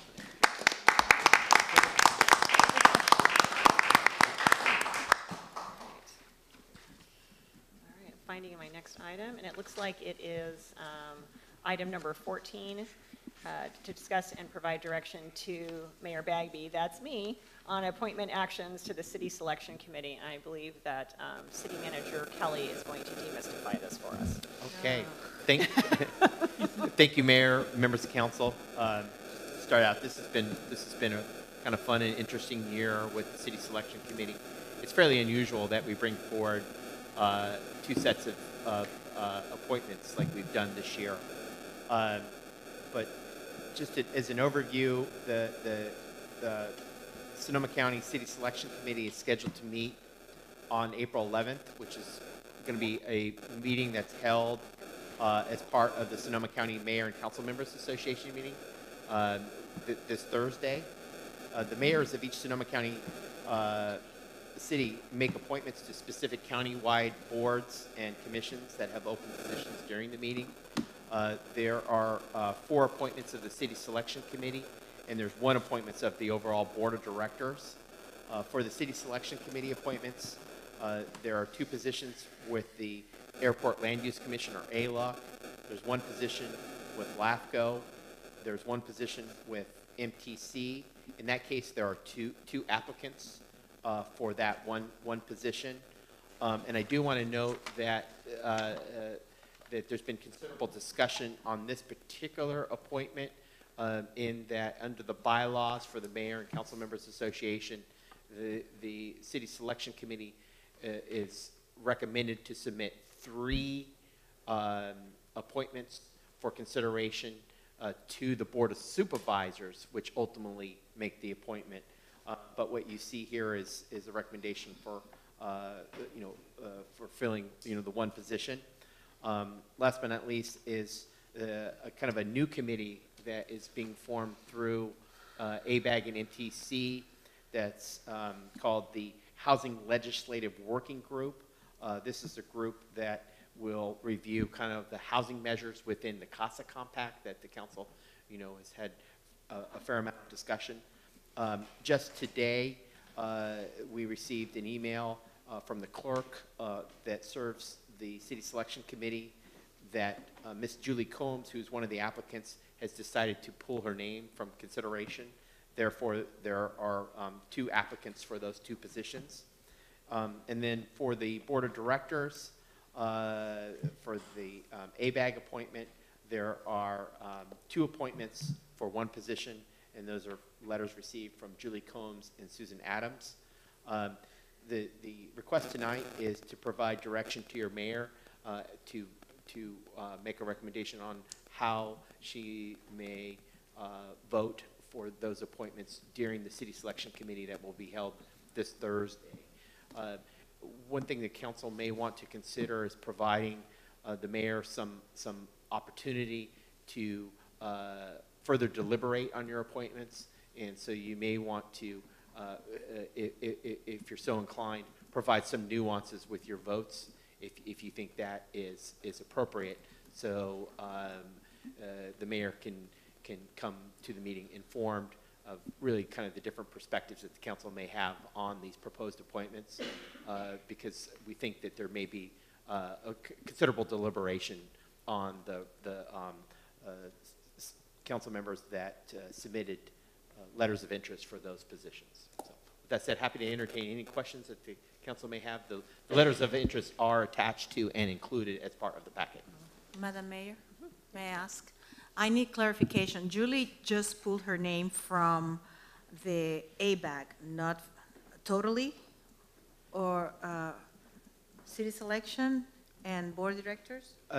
Just the one. Ms. Combs pulled her application for the ABAG MTC Housing Legislative Working Group, but Okay. not from the board of directors. Right. Correct. Okay, Yeah, thanks. item 4. I needed that clarification. Oh, and we all need some clarification, Yeah. I'm sure. Thank you, Madam Mayor. Number 3, a letter from Stephen Bertlebaugh, not a member of the Sonoma or an elected official in one of its member cities. Well, I'm not sure Why he's there. what's It's actually allowed under the governing law that it doesn't, Do you want to actually explain this, Mr. the City Manager, since you've delved into the depths of this Sure. this week? My understanding, and Vice Mayor Walter, you're astute to point out he's not an elected member, and that may be something you want to weigh in on, whether you support that type of appointment. The bylaws for the Mayors and Council Members Association does provide that the City Selection Committee can appoint a non-council member to represent the City Selection Committee for that particular appointment. Yeah, I have a couple of comments on it Yeah. too, but go ahead. And Thank let's you, just get thank it you. out. Well, you know, I'm not so sure that I'm comfortable with that. I mean, you know, the perception is all of a sudden it's somebody's crony getting put on a position as opposed to an elected official who has taken on the responsibility of representing his constituents, as opposed to somebody that may be directed from behind the scenes. So I don't think I'd be in favor of that. So that's just my opinion on that. Well, I'm going to break from tradition and just weigh in a little bit, just to kind of clarify the little that I do know about does anyone mind if I just address the MTC? Please. Okay, so for Madam Mayor, yeah. could you also, if possible, briefly, what brought this decision to have a non-elected official? Okay, so I'll throw that back to City Manager to explain the particular details about that, but it actually is in the code. It's actually very clear. And I think that the reason for that, and this is purely my interpretation, because this is a very technical body, that it's, MTC is the Metropolitan Transit Commission. They make a lot of decisions that are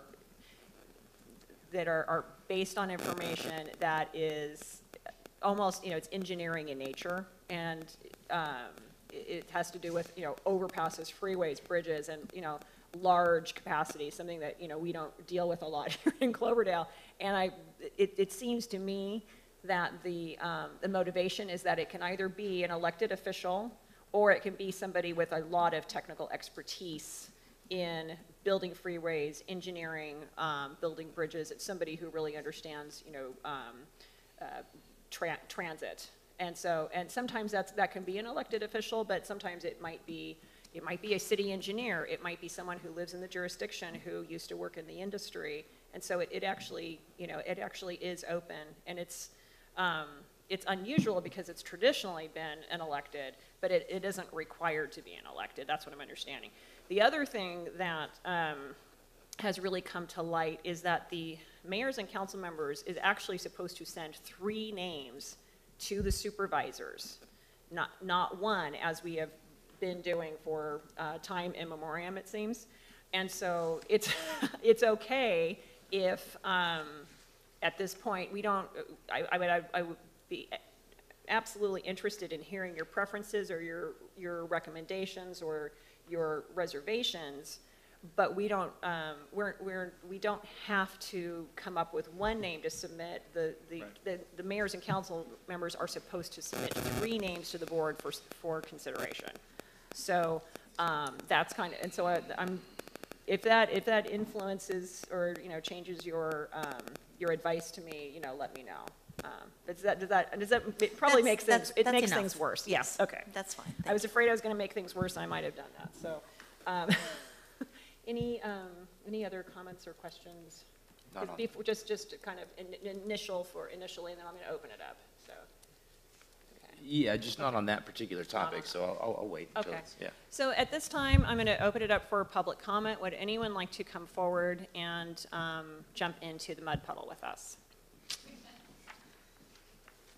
All right, seeing none, I'm going to bring it back to the council. And how do you folks want to do this? Do you want to go? Just go down the list. Just go down the list and have each of you go down the list, or do you want to do one at a time, deliberate? Which would you prefer? One at a time. Let's go down the list, one at a time. Okay, so we'll take item 1, and then we'll go to each council member. Is that what I'm hearing? Yep. Okay, great. So Airports Land Use Commission, 2 positions, 2 applicants. It's pretty much a given. Yeah. Yeah. Okay. They were even saying they haven't had people put in referrals to want to change this, that, or the other thing, so they haven't even been meeting They haven't regularly. even been meeting, yeah. However, he did notate that he's been getting continued education on the subject, so Yeah. that's, So when we need it. That's something. Someone will be ready. Yeah, that's the, Yeah, okay, so. I'm in are favor you of okay with these two? Okay, great, so we have consensus on that. Mm-hmm. Okay, so item 2, for LAFCO, 1 position and 1 applicant, That's a Mark given. Landman from Kentucky. Yep. Anybody? Okay, great, me too. All right, and then moving to our favorite, Metropolitan Transportation Commission. It's 1 position, but the committee is supposed to put 3 names forward. So are there any opinions on this? I have an opinion on this. I want to let you go first. You know what? Okay. You go first. All right. I would say I would vote for 1 of these people, and it would be Jake. Okay. I second that. What I want to ask, and I hope I'm not speaking out of turn here, but was it Jake McKenzie that made the Press Democrat late last year? Yes. Yes. Do you guys know him? Oh, I yes. don't Yes, know I do. him well. You know, it was just a Press Democrat article. Do you think it was kind of taken a little one-sided, or do we need to be worried about him not really bringing everybody's best interest like the article suggested? I'm not saying the article was gospel. I'm asking your guys' opinion. Well, I think the article was a little bit slanted. Okay. You're referring to the CASA Yes. Yes. article? Yeah, you know, I really feel bad for Jake. I mean, he did overstep his boundaries, telling the powers to be that his city would support the CASA agreement without going back and checking with them, and that was totally wrong. The problem I have with the whole process is the city of Roanoke Park decided to spank him in public. They decided to, instead of looking at how they could reprimand him within their own organization, they let it spill over into the county. He was the best qualified individual as far as I'm concerned, and they're punishing us by not letting him be there. So I spoke up at that executive committee meeting, and by the way, everybody is entitled to attend that meeting. You don't have to be the mayor, and you can speak. So I think to some extent, Jake did get punished unfairly. What he did was also wrong. Okay. But I'm going to support Jake because I know how hard he works. Okay. Yep.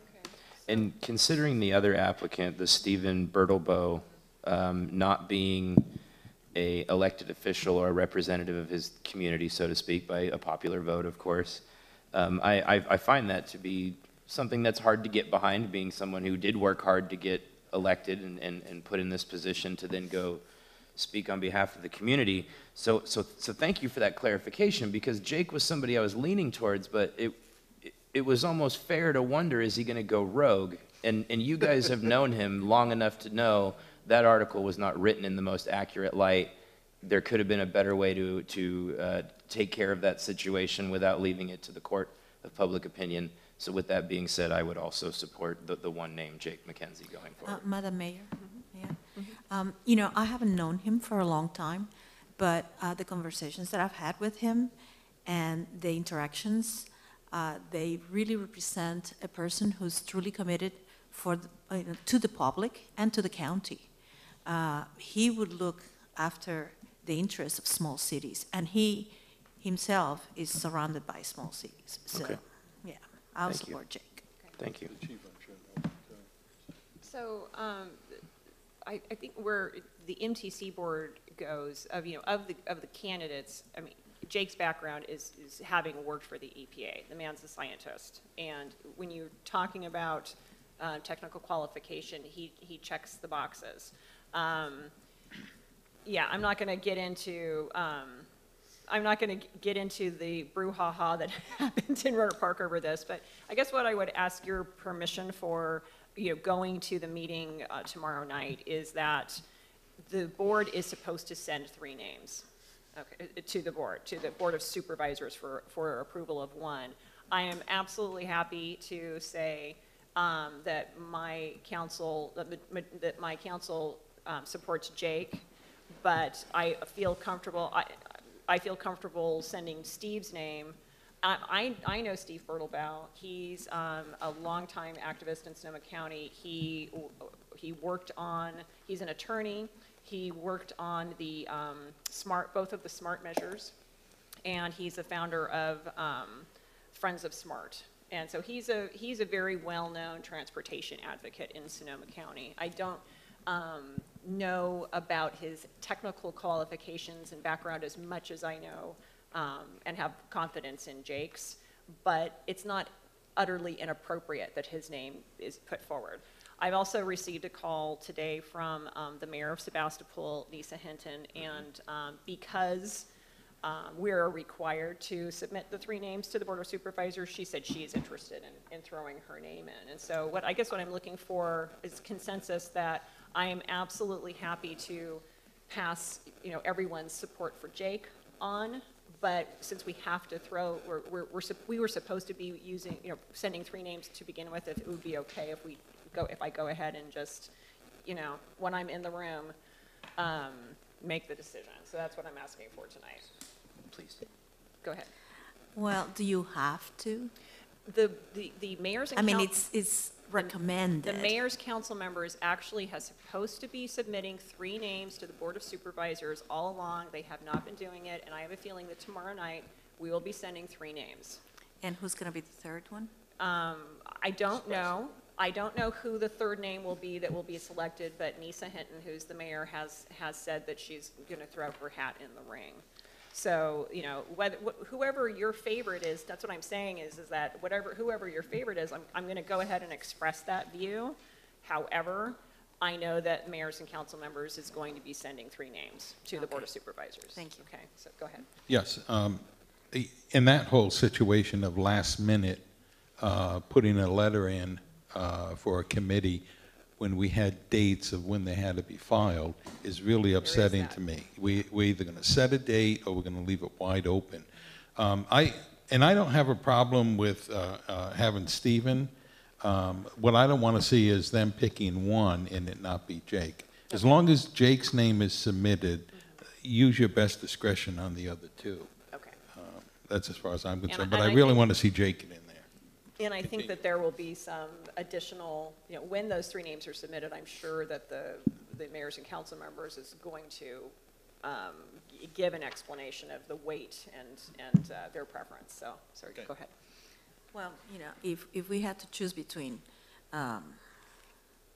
what's his name? Jake and Steve. No. Steve and Nisa, I would put Nisa in the 2nd place. Okay, because she's an elected or? Yes. Okay. So, go ahead. Well, I was just going to say that historically, I've seen this often that a city will just recommend 1. Yeah. And in the past, I've rarely seen them actually do 3 to the supervisors. So, yeah, but again, I think that tonight, especially because of the controversy, I'm fairly certain that the chair will be making sure that as required, just because we weren't doing what we were supposed to have done before. I know what you're saying. I know what you're saying. It's going to be 3 names. And so that's fine if it's 3 names, but I just want it really clear that Jake is our preference. Okay. But, No, I get it. I know. Jason, did you have anything else? Nothing that wouldn't be just repeating. I'm fine with this. No, Jake is a priority. The gal from Nisa from Sebastopol, I've met her a handful of times. She's very good at what she does. Sebastopol brought in the first electronic bus. They're giving it a whirl. This seems to fall into that category. They want 3. There's only 2. Yeah. There you go. There you go. Okay, great. And I will do my best to convey your wishes. So, okay. All right. So I think we have pretty clear direction on that. Is someone taking notes on this? All right. Great. And then we'll move on to item 4, Association of Bay Area Governments. There are 2 positions. so that's a given. Okay. Yep. And then under boards of directors. Wait. Sorry, go ahead. Okay. My preference is Amy Harrington. Okay, but there are 2 There's positions. 2. Julie dropped out. Julie. Oh, And that's the one that Julie dropped out of, correct? City yes. manager? Yes, that's correct. Okay, just to clarify. Okay, so item 4, 2 positions. And Gina and Amy are okay by everybody? Okay, great. So we'll move on to Board of Directors of the Sonoma County's Mayors and Council Members Association, Association of Bay Area Governments, or ABAG Regional Planning Committee. There is one position and there are 2 applicants. So I'll just go ahead and go down the row. Julie? Okay, all right. And I'm going to go for Julie as well, and I'm going to tell you why. And I received a call from Susan Adams looking for Cloverdale support, and I told her that I really couldn't do that because the city of Roanoke Park didn't see fit to recommend our mayor for the SMART board and how important that was to us. And I just basically told her that I wasn't going to support anyone from Roanoke Park because of that. So I want to go with Julie. Okay. Thanks, Catherine. Julie. Okay, so Maryanne and. That's fine, totally. Yep, Okay. let's do it. Okay, so Take that, Roanoke Park. there you go. Okay. Well, great. Eddie. You know, kids, they watch the video, so let's keep it civil. Well, I agree with Vice Mayor Walter, but I have also met Julie and has spoken with her, and she's definitely a very competent candidate. Great, great, yeah. All right, so, let's see, where does that leave, does that give us, that gives us adequate, and will you just put together a short Summary summary worksheet for for me, you. so I can take it with me tomorrow? Absolutely. Great, okay, great.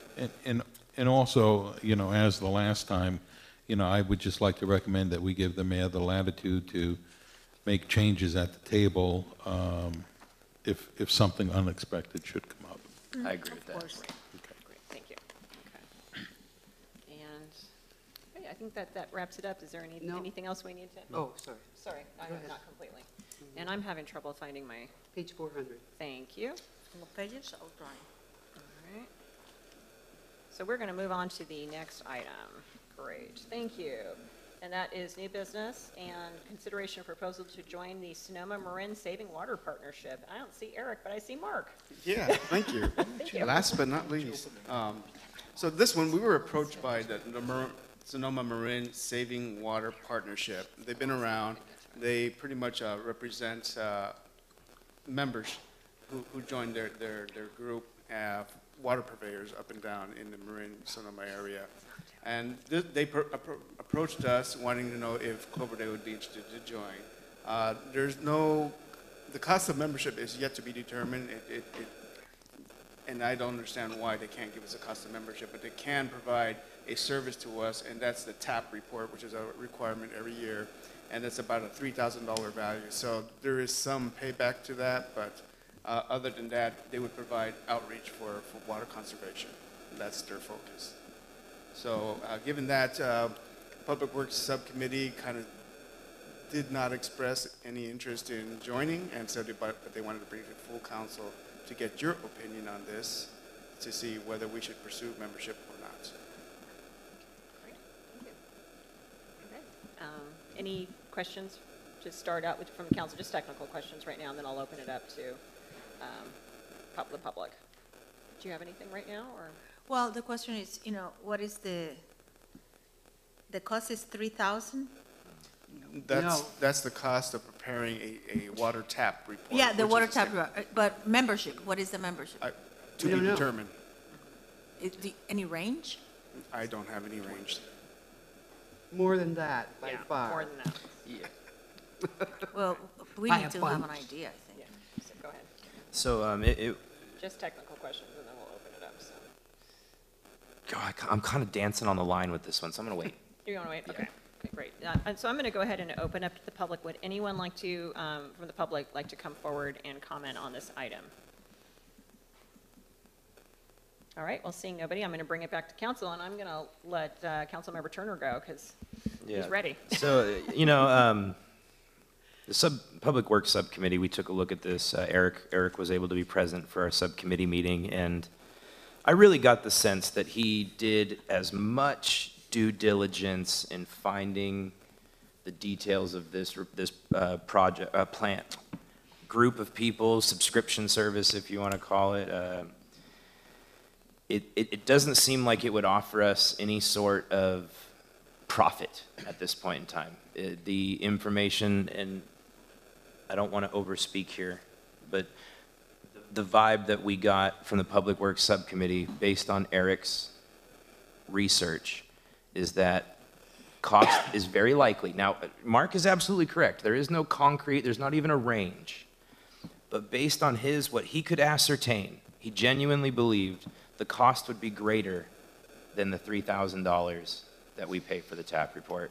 And I really found myself reading this very similarly to the CASA Compact, where they are asking smaller municipalities to pay in for them to create a level of bureaucracy, and oh, but don't worry, we'll kick you this report. And it's not my intention to oversimplify, but that is why ultimately I could not get behind it, but we really wanted to make sure that everybody had their chance to read this and offer their opinion on it. And ultimately, if I operate in the minority, I'm fine with that. I'm a no. I see no benefit at all. Yeah, and I'm also, I'm sorry. Go ahead, yeah. Yeah, I'm also a no based on that second paragraph, and it quite adequately says that the city of Cloverdale currently produces all of its water via the city's own senior water rights. So, and I realize, I mean, I just don't want to join any organization where we could jeopardize losing those. And I'm sure if they wanted to take them away, they could, but, and then without knowing the cost of the membership, but I'm inclined to stay where it is right now. Is the membership for more than 1 year? It's an annual membership fee. It's an annual, so, as Director of Public Works and Waterworks, what's your opinion? We have enough memberships with Watershed Association, et cetera, I don't think another membership is necessary. Okay, Well, thank you. that takes me to my question is that how does this benefit us above and beyond what we already get from Russian River Watershed Association? It doesn't. It really doesn't. Okay, that's enough. Thank you very much. Yeah. All right. And just one more point of education, Mark, if you could explain to us, we have no interest in purchasing water from Sonoma Water. And Sonoma Water gets their water from the lake. Am I correct in that? Sonoma Lake, that's Yeah. correct. And So yeah. for us to actually, at some point, say to them, we want water, we'd actually have to lay a pipeline. That's correct. All the way from the lake, up the hill, down into Cloverdale, and it's just not cost effective. I can't see us ever doing that. So to be part of it, I just can't get my arms around it. So, thank you. Are we allowed to say thanks, but no thanks right now? Absolutely. Sure. Okay. I think you have direction. Did we need to take action on this? No action, it's just a consensus. Yeah, just a consent. Okay. Okay. Do you have enough direction or anything more from the city manager? No, I don't think there's a need, and staff can look at this further and see if they're be able to quantify the costs and benefits associated with this program, and if it's determined at a later date that there are some opportunities for the city to participate, bring it back for council's consideration. Yeah. But otherwise, we hear council's direction is not at fairly this time. clearly. Oh, great, thank you. Okay. So I think that was item number 15. Are there any subcommittee items? I think, and I think this is where I can make a request that I have of my fellow council members. This is in regards to the Public Works Subcommittee. At our previously scheduled meeting on March the 25th, I believe it was, somewhere thereabouts, we had an agenda item pertaining to rubberized mulch in the playgrounds in the city parks. Some of these playgrounds fall under L&Ls, some fall under general fund. And in an effort to ensure the community felt heard and could move forward with a action item that the community gives consensus that could ultimately be recommended either back to a subcommittee or the city council, I would like to ask you permission to create an ad hoc committee. And I would like, with your permission, Councilmember Brigham to be on it with me. Thank you. Any thoughts? Yeah, And just one more time, Jason, what's the ad hoc committee for? What are you going to do? This would be specifically to address rubberized mulch being used in Cloverdale playgrounds. Okay. The safety of it? The safety of it, whether the community as a whole wants to, well, what they may want to do. I don't want to try and put the cart before the horse. What I really want to try and do is open up an avenue in which we can meet with a little bit more frequency than when the Public Works Subcommittee meets. And we can also have the opportunity to break down something seemingly large into smaller addressable pieces and allowing the community quite early on to dictate the priorities of that. I'm fine with that. I'll support that. I would like to hear more specific items for the ad hoc committee and for how long. Because what are the, if people are concerned about this being an issue, I mean, how long are they going to talk about it? And then my other question is this ad hoc committee going to make the research? Are they going to conduct the research to come with a proposition or proposal to the committee or to council? So the way I foresee it at this point in time is the first meeting would be to identify who in the community, both for and possibly against, would like to participate. Also would be to lay out what they expect the time frame to be, how fast people think they would like to have this completed. The other thing that I think we would be able to address would be if there is additional research involved. Some of this has been completed by members of the community already in which they've emailed us. And what I'd like to have is an opportunity to compile all of that and make it something that's digestible. So when we do have a recommendation, the footwork has been done already. You asked me a time frame. I don't know. Well, it seems very big at the moment, but I think once we can bring a consensus together on where they want to prioritize and what parks they think we can attack or address first, I think I would have more of an idea of a time frame at that time. What I need now is I need permission from you guys to get started. Well, we were going to ask, you were going to ask City. Actually, if you could just provide some guidance on, the formations of ad hocs and, general best practices, that would be helpful. Absolutely, and I may defer to the city attorney on certain matters. It's council's discretion to whether you want to decide to form an ad hoc. And what you have tonight is a request by Councilmember Pturner to what I'm referring to is the Rubber Mulch Committee. And just by way of background, this did come out of formally came out of the Public Works Subcommittee agenda item, which is a committee that meets every other month. And there are some concerned citizens that wanted to be able to engage in active conversation, discussion on some of the issues that could quickly overwhelm the agenda, because there's a pretty heavy-duty agenda for the Public Works Subcommittee. And I think the ad hoc would kind of enable council members to more freely discuss the issue with concerned citizens. Ultimately, the ad hocs don't set policy, but it could give the opportunity to talk about priorities for how to address the rubber mulch. Where do we start? Maybe address some of the concerns and really be able to outline that so that that work can be done outside a formal Brown Act subcommittee. Not because there's a desire to hide anything, but just that it enables that to get done in meeting directly with the residents and addressing their concerns in a more direct fashion rather than in a formal subcommittee realm. But I don't know, Jose, is there anything you want to kind of speak to in terms of there's not a specific time frame.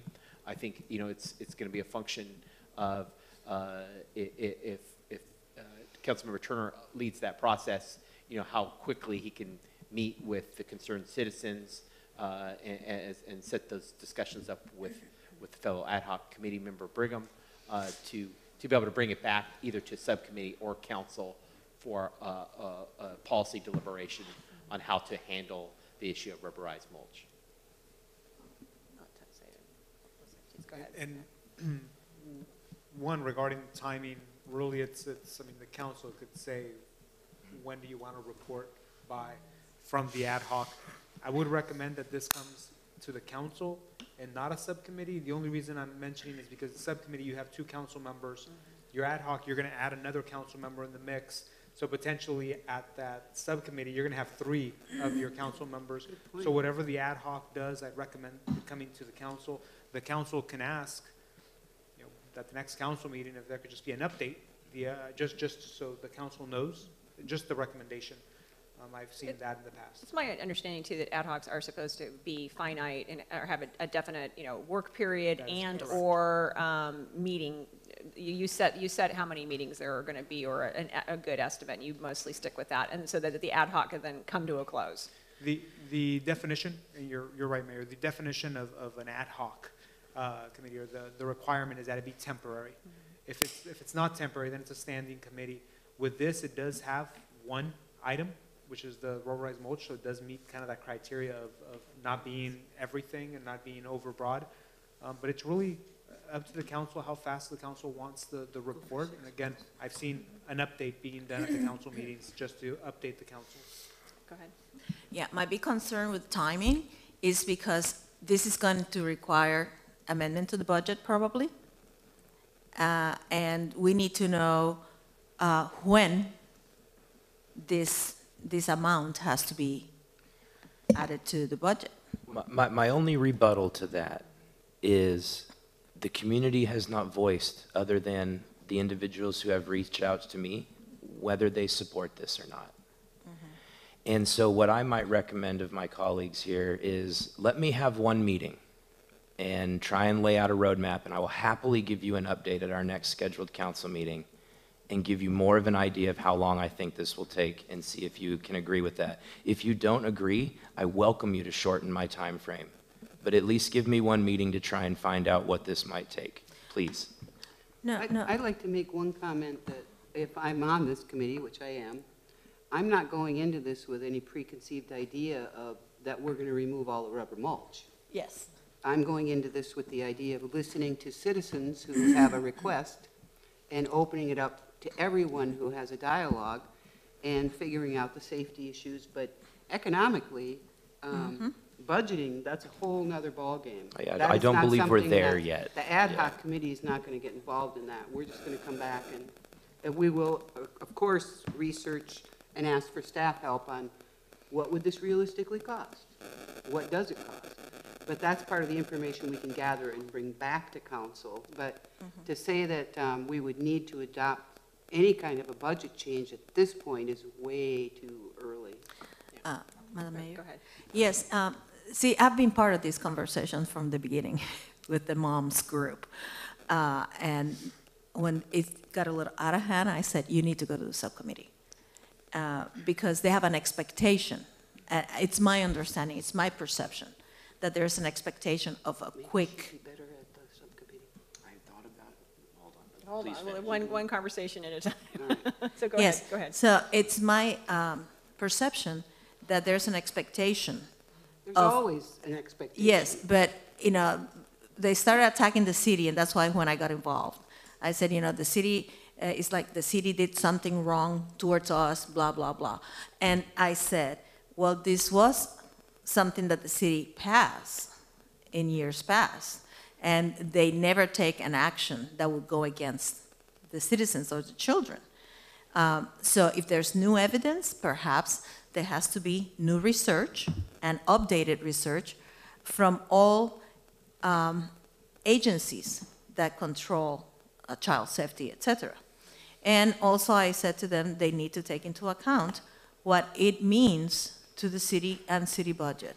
And yes, I know we're not going to talk about that, but you know, if something's going to be done, they also need to understand that there's a budget process. Of course. Yeah. Yes. And that's a given. Thank you, Madam For Mayor. some mothers.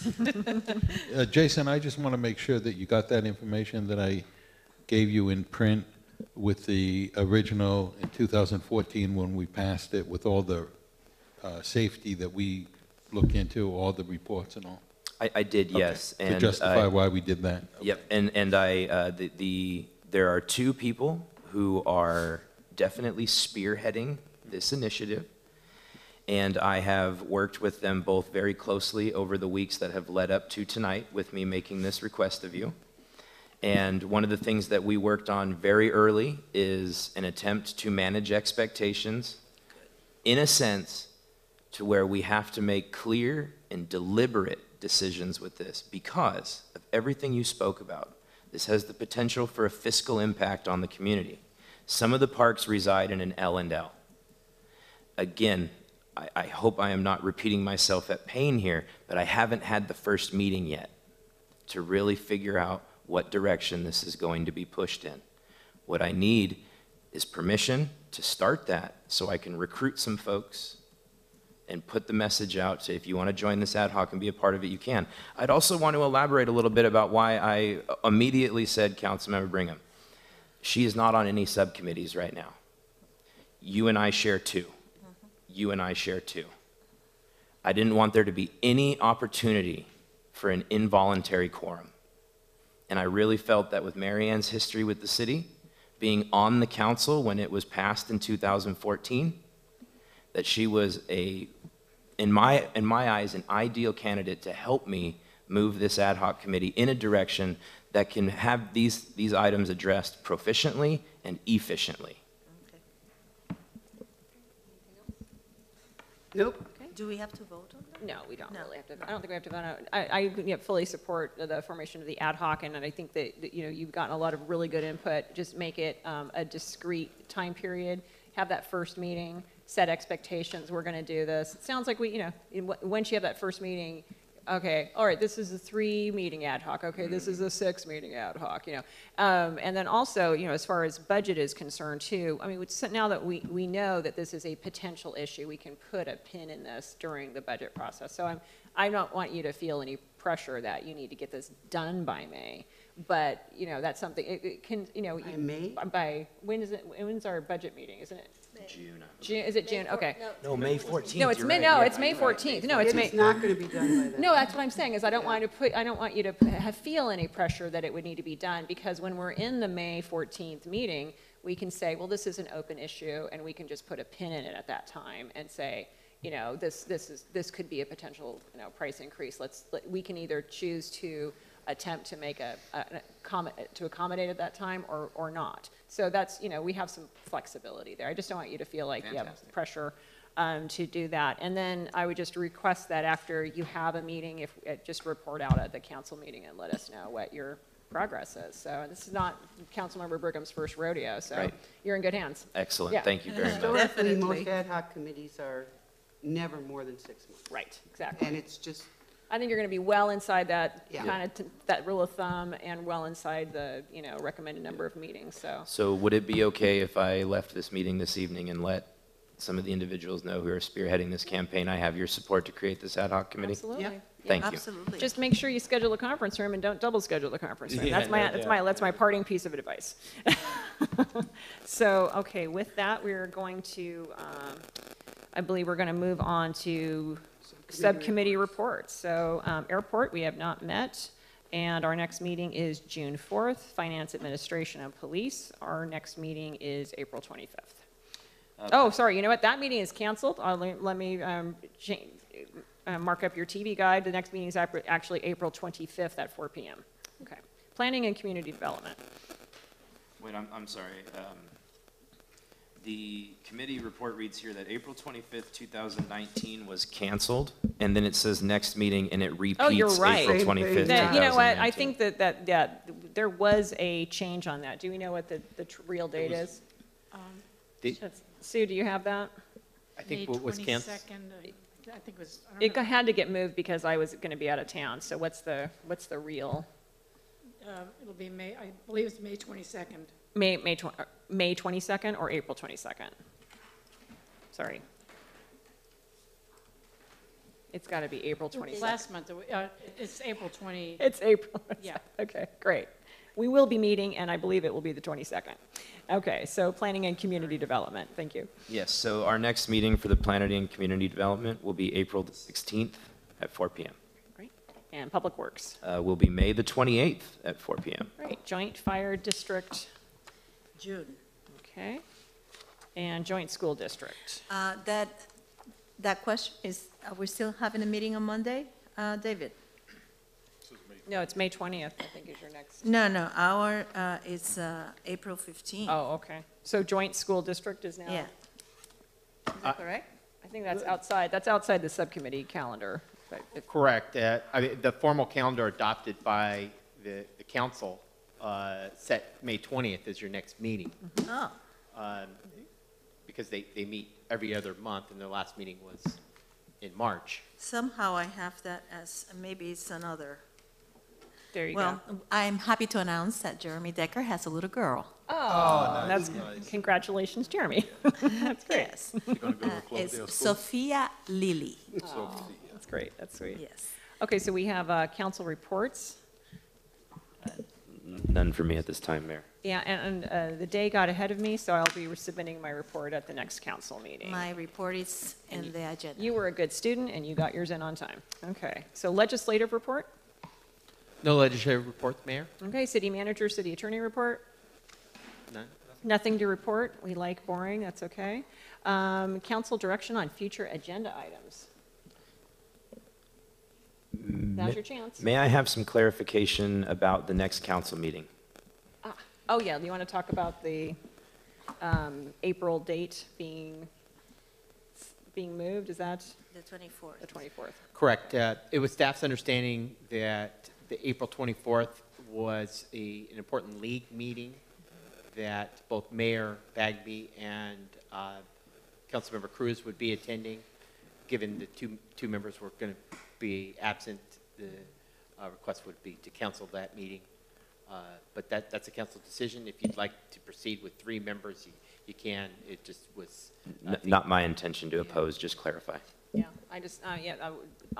Marta and I will both be, I have a League of California Cities Executive Board meeting on Thursday, but Wednesday, the 24th, is Legislative Action Day with the League of Cities, and there are a number, since there are over, 1,200 bills pending? Oh, it's ridiculous. It's ridiculous. There's going to be a lot of lobbying to do, and so since we're each in town for different conferences, we decided just to go ahead and go together. And looking at the calendar, the city manager and I agreed that we're in pretty good shape and we can move things off unless people have a burning desire to meet.